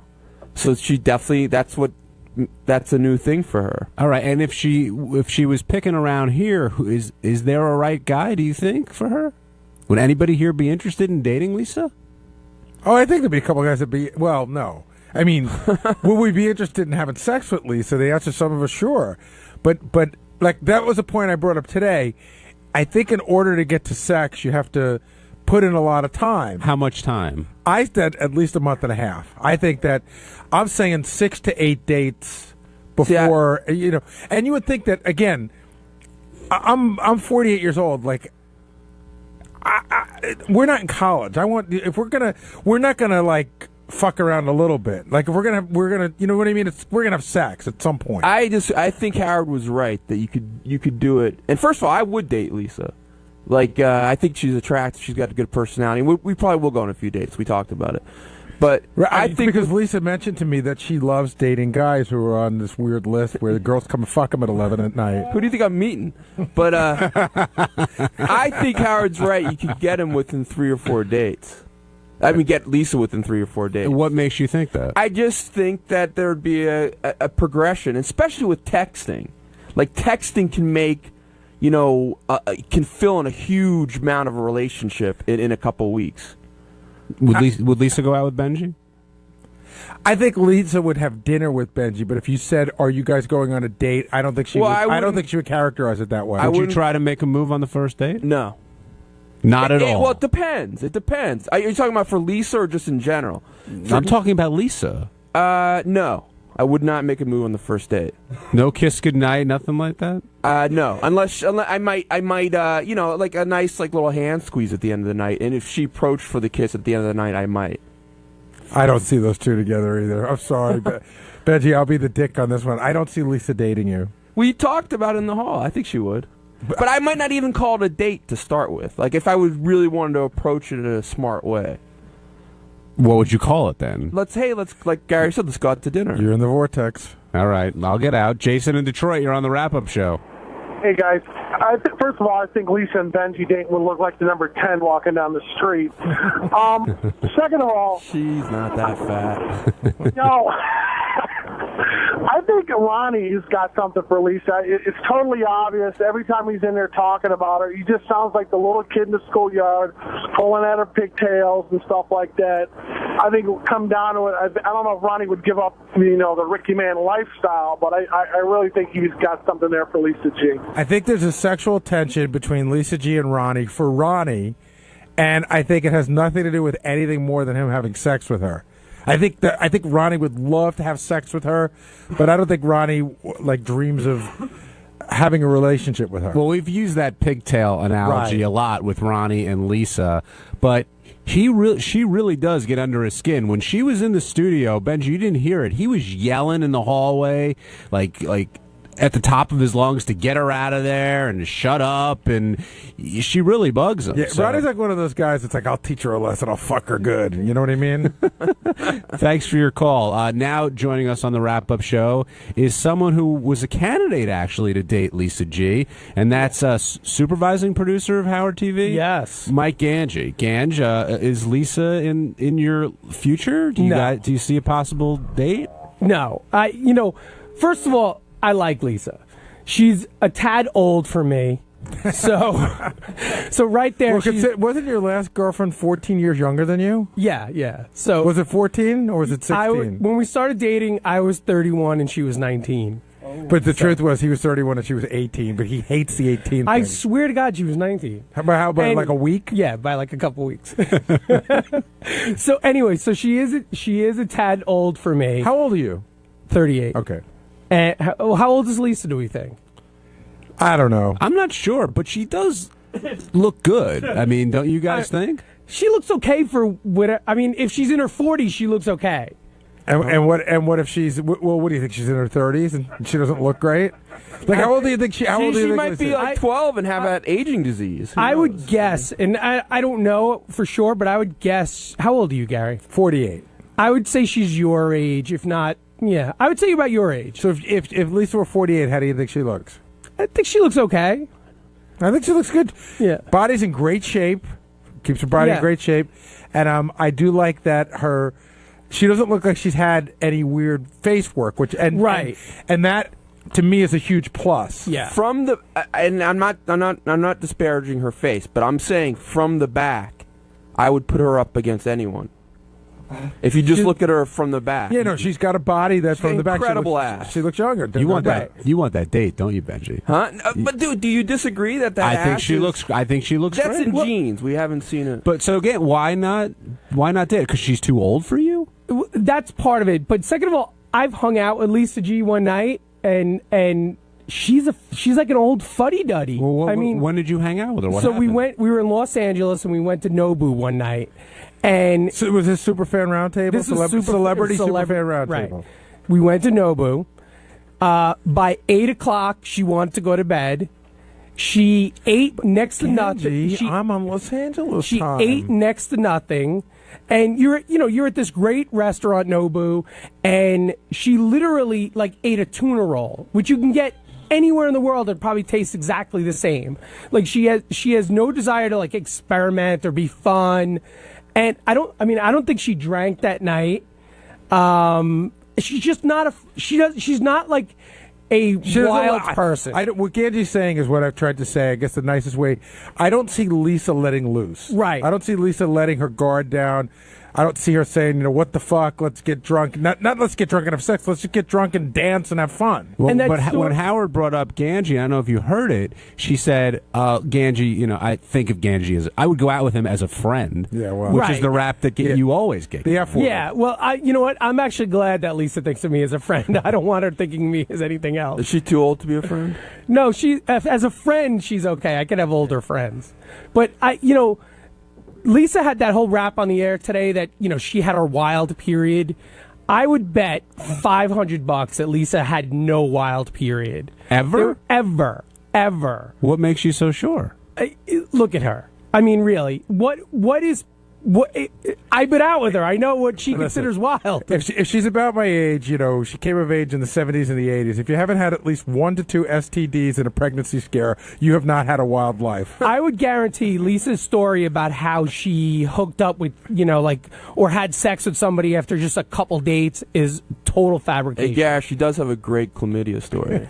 No, I have a great chlamydia story. So you think she never had any crazy times in her life? I don't think Lisa's put out after a couple dates. No. Well, but not. like Angie's saying, what's her definition of wild? Right, exactly. Well, her definition of wild might be she stayed up to 9 o'clock and had a glass of wine. That might be her definition of wild. Right. She may not be lying when she says she's had some wild days, but I think that the definitions of wild are different. I agree. Yeah.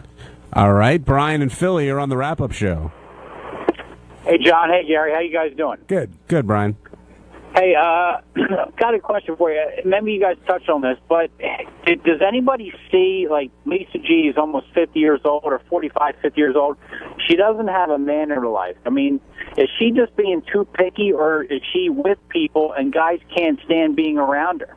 Like Angie just said, I mean, he's hung out with her. She sounds like an absolute dud when she's out on a date or out even hanging with friends. I can't see being with somebody like that.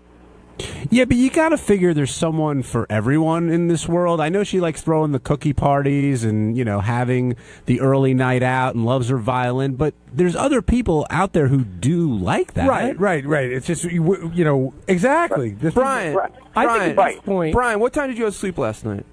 I go to bed at 10 o'clock. I'm up at 2 a.m. Okay, so 10's not so good. And what was the crazy thing you did in the last 3 weeks? Craziest thing I did in the last 3 weeks? You know what? Okay. I see your point, but you know what? I'm married. I found somebody that I guess either adjusted to my schedule or I adjusted to them where we have a happy medium. Well, Brian, do you think Gange's right in saying that Lisa never had a wild time in her entire life? You know what? No, man. No, John, I don't think so at all. I think everyone's had, I mean, Christ, I consider myself a bore, but I'm married with, a life. But I've had my wild times, too. I don't think I think necessarily she could have had some wild period in her life. Back in 1973, maybe. She got busy at the Bay City Rollers concert? Yeah. Roller derby. You know what, though? I see her as the type of person who, like my sister-in-law, is going to be 55, 60 years old and alone.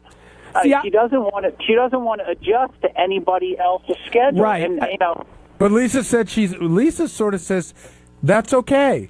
She said I've gotten to the point where if I'm going to be alone, that's fine. I'm not going to sit here and pine away for a man. If it comes along, it's fine. But I've got a life. She's got her violin and her job here, and she goes out and does what she likes. And she's saying, "Don't feel sorry for me. I'm plenty happy."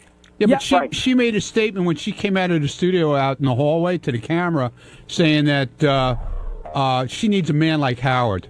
She made that point clear right out there. Well, she should have left out the word "like." Yeah, she needs a man named Howard. Exactly. Ronnie, that's what I said. Yeah, Ronnie, you weren't in here before, but Gary was theorizing just that. Like, the guy for her is definitely Howard. Oh, without a doubt. And she'll never admit it, but it's a guy like Howard. No, it is Howard. And she reminds me a lot, too, of maybe her standards are high. Like, Howard and I used to joke around all the time.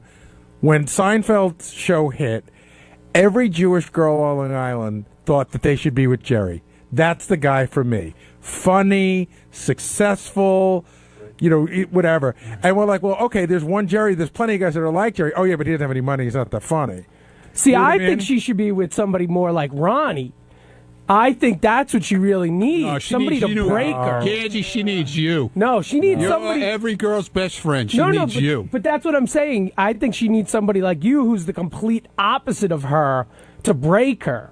She doesn't need, she doesn't need a. What is she, a lion? No, she has throw a saddle on her. Yeah, exactly. She needs to be like ridden and like broken like a horse. Yeah, Brian. I mean, if that's what she needs, I'll help her out.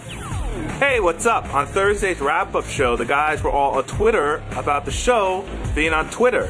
Tim Sabian came up with the idea that we need to be on Twitter. We need to start tweeting. So Howard made Gary the head twatter to send out tweets to all you Twitterers.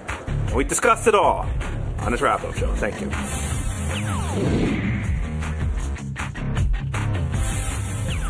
Let's talk about Twitter, all right?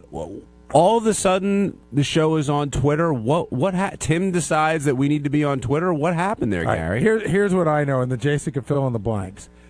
I know that there was a discussion. I think this is more generating from Tim, but I'm not positive. But Tim had a meeting with Howard and Howard's agent about Twitter, okay? I had lunch yesterday. I had lunch with a publicist. I went out to lunch, and when I came back from my lunch, Tim was like walking down the hallway and goes, "We're going to start Twittering tomorrow. We're going to Twitter." I'm like, whoa, whoa, whoa, whoa, whoa. And he goes, "We had a meeting about it." I go, "Well, I wasn't in that meeting." So I said, I have to talk to Howard. I have to find out what the tone of the Twitters are going to be, how he sees it being incorporated into the show, the whole thing. And then this morning, Tim apologized, but I got really upset with Tim, and I said, "You can't have a meeting about Twitter without me in it if you're expecting You're me to..." the head Twitterer. No, but the point is that if I'm going to be the filter, or I'm the producer of the show, I should. So Tim goes, "Well, you were out to lunch." I go, "You can't call a meeting while I'm at lunch and then be mad I'm not at the meeting." Well, that's a little disingenuous of Tim, not to throw him under the bus, but he sent us an email about that meeting. When? And you weren't on the email. Oh, really? Yeah. Oh, my, are you serious? I mean, I guess not. If you didn't get the email, then you weren't on it. He sent one to me, Will, Steve, and who? Jeff the Drunk? Who else? Brad Driver and High Pitch Eric, I think. Really? Yeah, I had no idea. Fuck. No. Okay, so then I wasn't even invited to the meeting. I thought Tim had a meeting, but when did he send you the email? I don't know, around 11 yesterday. Okay, so even at that, so he didn't include me. But say he did, I would have been at lunch, and Tim, you can't have the meeting without me. Brandano filled in for you. So then I get back and I start hearing, like today we're talking about it, and Jason doesn't know that I'm pissed off that I wasn't in the meeting. Right. So I start talking to Tim, and Jason goes, "Yeah, we covered that in the meeting." I go, "Yeah, the meeting that I wasn't fucking in." So then we went in during a break, and I talked to Howard, and I said, "Well, how do you see this working?" And we sort of discussed it. And I heard at this meeting there was this discussion of a soft rollout. These are all things that Howard hasn't been involved in. A soft launch. A soft launch. And we came back from commercial. Howard goes, "Hey, you know what? We're going to Twitter." And Tim goes, "So much for the soft launch." Now, Jason, what happened at this meeting? Well, as you've heard, I got an email to be summoned down to Tim's office, and Tim was just telling us that he wants to do Twitter and wants to know, what we thought of the best way of doing it. So we basically said, hey, we'll just open it up on the computer that we all use, and we'll Twitter during the show. And Tim wanted to start next week the soft launch, where we just Twitter without telling people that we have a Twitter, and then Howard would announce it last week. Tim had this theory. He didn't want to start Twittering today because the show's not on next week, and then we come back, and blah, blah, blah. Like we had a thing where, somebody said, why don't we just put up what we put in the PDT, but we don't, get that descriptive in the PDT. We don't change it a lot. And then my feeling was that one person needs to be the filter, because somebody reminded me that when we first started doing the PDT, we let Sal type some stuff in, and Howard's like, "What?" Sal was typing in like wacky shit. Yeah, but Gary, I'm all for you with the filter, but Sal is the worst example. I mean, you found the guy with no filter and no judgment to use as the example. I know. So who's in charge of this thing? Gary. I'm the filter. Jason's typing, but I gave Jason some parameters for when I'm in the studio. I said, if they're breaking my balls, you have full permission to write, Gary's getting his ass kicked or whatever. But I just don't want it to, I don't want it to get, inevitably it's supposed to be Howard's voice. So I don't want it to get into stupid stuff like there's an ugly girl in the studio, because that's opinion. I want it to, like, today we said, we didn't have a lot of guests today, but I would like it to read, Ozzy and Sharon just showed up. Ozzy and Sharon are in the green room. Turns out they brought their kids with them. Just stuff that will add to. I'm hoping somebody will get a tweet, which I hate fucking saying, and if you don't have the show on, you might get a tweet and go, "Oh yeah, I forgot Ozzy and Sharon are on today. Let me check it. Let me check that out." The way the Twitter would really take off is if Howard uses it once in a while, like he said he might, like this weekend or. I think he's going to try. Yeah. Because if every once in a while, even once a day, if a Twitter showed up that was direct from Howard, and maybe it's a picture of his TV, like, look, I got Idol on TV or something. Like, I don't know, man. I think people love that shit. He could become really big. He could be huge. We got 3,000 people following us already. Dick in Nevada, you're on the wrap-up show.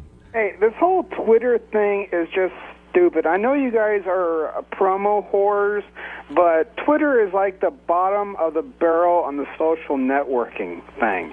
I mean, MySpace and Facebook, it's all crap. It's just trendy, stupid shit. So, Dick, you guys don't need to do. Dick, what's the top of the food chain on social networking? There is no top. It's a big pile of shit. Well, I think that this is more, we're just trying to reach as many people as we can. We're certainly not hurting the show by doing it. No, it's free, I'm sure. It is free. I know you guys are getting something out of it other than free promotional advertising. No, that's all we're getting. What do you mean besides free promotional advertising? Like, what else do you think we're getting? Being stupid as usual? I don't know. Because that's what this thing is. It's just promoting a trend. Personally, I just absolutely despise. Which is fine, and you shouldn't sign up for tweets. Yeah, don't go on the Twitter thing. I don't do any of that social networking crap. But Dick, and again, how old are you, Dick? You're probably. I'm old enough. Don't worry. Over 21. Well, obviously. Yeah. But are you over 40, for instance? No. Okay. I just happen to have a deep voice. I'm actually quite young, but just the way I sound. But I understand how a lot of people are resistant to this whole social networking thing. And, I actually look at this like the way we've been talking about it on the air as I think what a lot of conversations are in offices around the country. What the fuck is Twitter? How does it work? And why do I want to do it? Let's go to, Nick in Lake Tahoe. Hey, Nick. What the fuck is Twitter? What is it?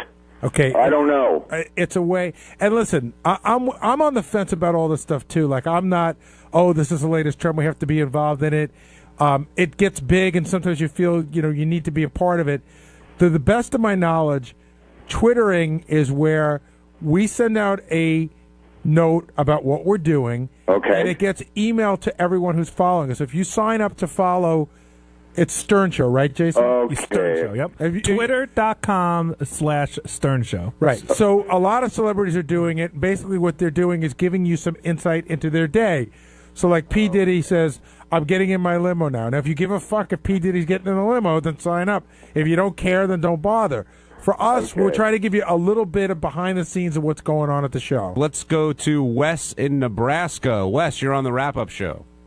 Hey, guys. I understand you want to be current and all, but most people don't even understand what it is, and they don't care because they have real lives.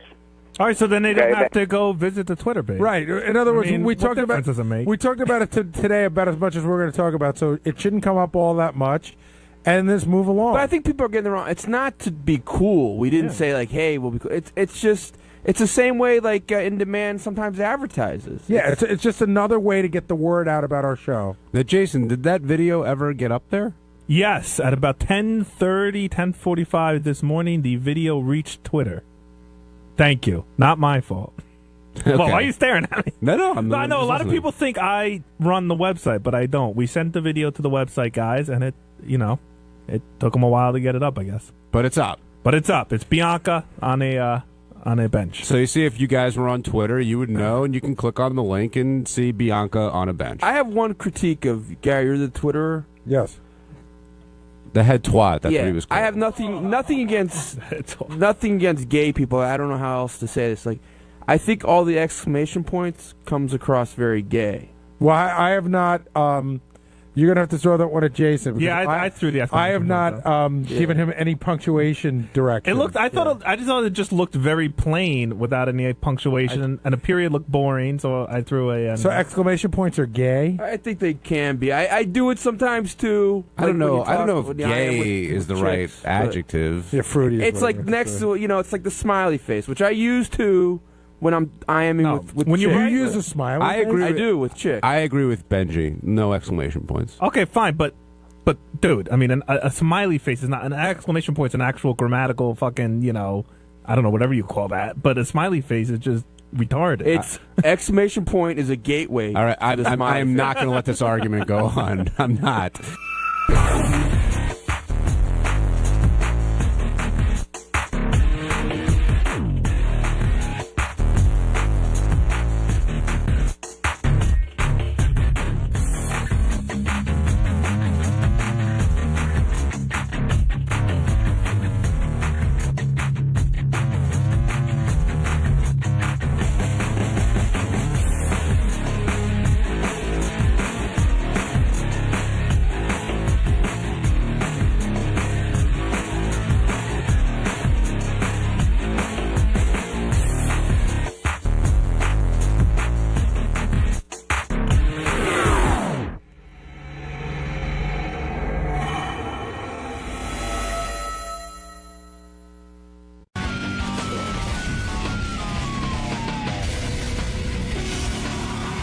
Well, actually, Richard Christie is going to take Sal's load on his back.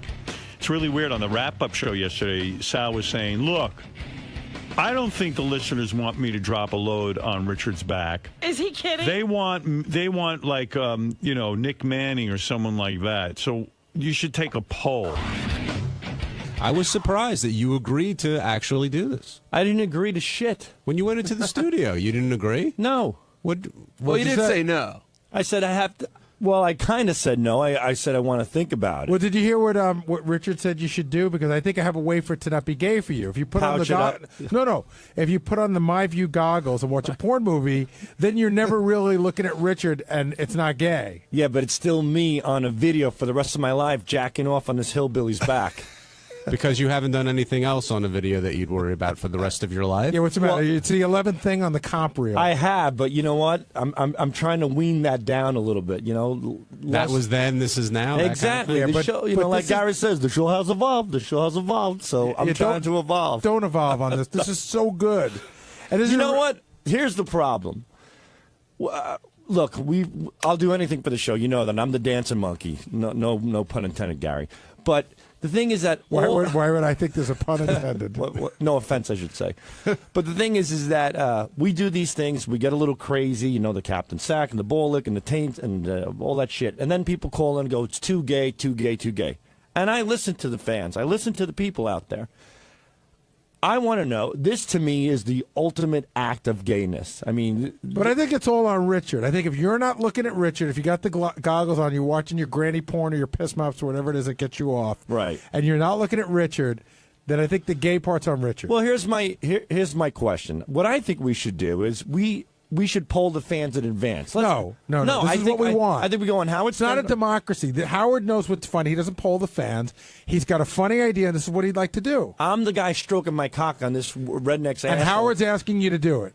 Oh, hold on. Well, you're saying poll the fans to see who does it? Is that worse than getting your balls licked? Is that worse than other things that you've done? Hold on. You guys are strong-arming me right now. Let me finish. Yes, you are. You're putting Howard's name into this. Well, because Howard asked you. Howard wasn't looking for a poll. Okay, but calm down. Easy does it. Slow down, boy. What I'm trying to say is that let's put a poll up this time and see if people really want to see this. And if they do, you know what? I'd be happy to, come closer to my decision. Can I be you for a minute?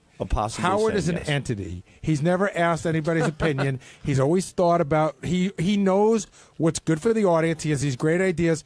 Howard never polls the audience to see if they want something. He just does it because he's got an instinct. And his instinct on this is, it's funny. And he wants to see it. He said that. So Gary goes, we're not going to take any polls, Sal. Howard decided it's better if you drop the load, and that's the way it is. So meanwhile, they put up a poll anyway, and of course... They want Sal. 48% of the people want Sal. 25% of the people say a porn star should do it, and 27% people say no one should do it. So overwhelmingly, the audience wants Sal to go to a hotel. Well, yeah, why would they want a porn star who they don't know? Right, and then drop a load on Richard's back. And so Richard really wants the guy from Family Guy. What's the guy's name? Seth MacFarlane. Seth MacFarlane. On the show. Yeah. And so I booked Seth MacFarlane. And now? He's coming on the show. Is Sal going to do it? Yeah. Sal's going to drop a load on Richard's back. And they're going to be in a hotel room. That's going to be the funniest thing. What's up? Richard's trying to back out. Can't back out. I just booked Seth MacFarlane. Right. He told me the deal was on. He says he heard that Seth MacFarlane was already booked, but that's not the case. No, that is not the case. What is wrong with him? That is not the case. Oh, yeah, dropping loads. I'm not trying to back out. Sal's the one that went in and told Gary that. But that's what I heard, that he was booked before we even did this thing. Absolutely not. Huh. We were thinking about it, but I said, hey, let's make it up to Richard. He says he wants Seth MacFarlane. I'll interview Seth MacFarlane if he takes a load. Because otherwise it's no fun. It's no fun if I don't take a load. Do you think they're just doing this to get you to have a load on your back? Well, I mean, very gullible, so... So when are you guys going to go to the hotel and get the load on your back so we can listen in? That's up to you, I guess. He's not going to do it that day. He's going to do it before. Well, I want to make... It should happen that morning, Howard. Okay, that morning. Yeah, I want to make sure Seth MacFarlane is sitting in the green room. All right, that's fair. I don't want to get a load on my back and then he's late for the show. That'd be good. Seth MacFarlane calls in and cancels. Yeah, well, that's the irony. This is what's going to get Seth MacFarlane not to do the show. No, he's got a good sense of humor. So, Sal, are you going to hold up for a lot of... What's funny about this? Sal, yeah, exactly. Are you going to wait like 5 days and be all backed up so you drop a rope on him? He's yelling in the hallway now. Get in there, Sal. I never agreed to do this. Now he's backing up. We did the poll, like you said. The listeners want it. 48% voted. I'm going to give Sal some great granny porn that morning so he'll jerk off before he jerks off. So it sounds like Richard wants to... Oh, wait. Do you want this to happen now, Richard?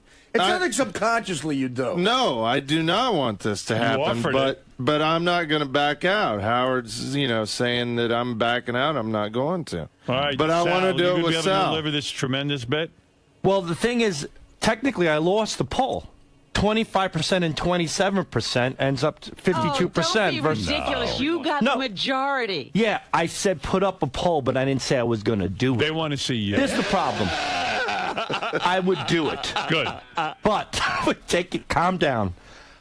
But I don't have the ability physically to whack my cock off with a man bent over. Here's what's going to happen. You do have the ability. I don't. I'm telling you go physically. to the hotel.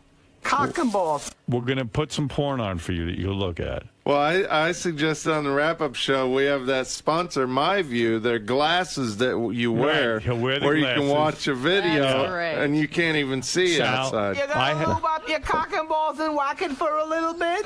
I have faith in you. No, don't Are have. you telling us you can't perform? There's no way with Asshole. This is the biggest bit ever. It's not you being feminine. It's him.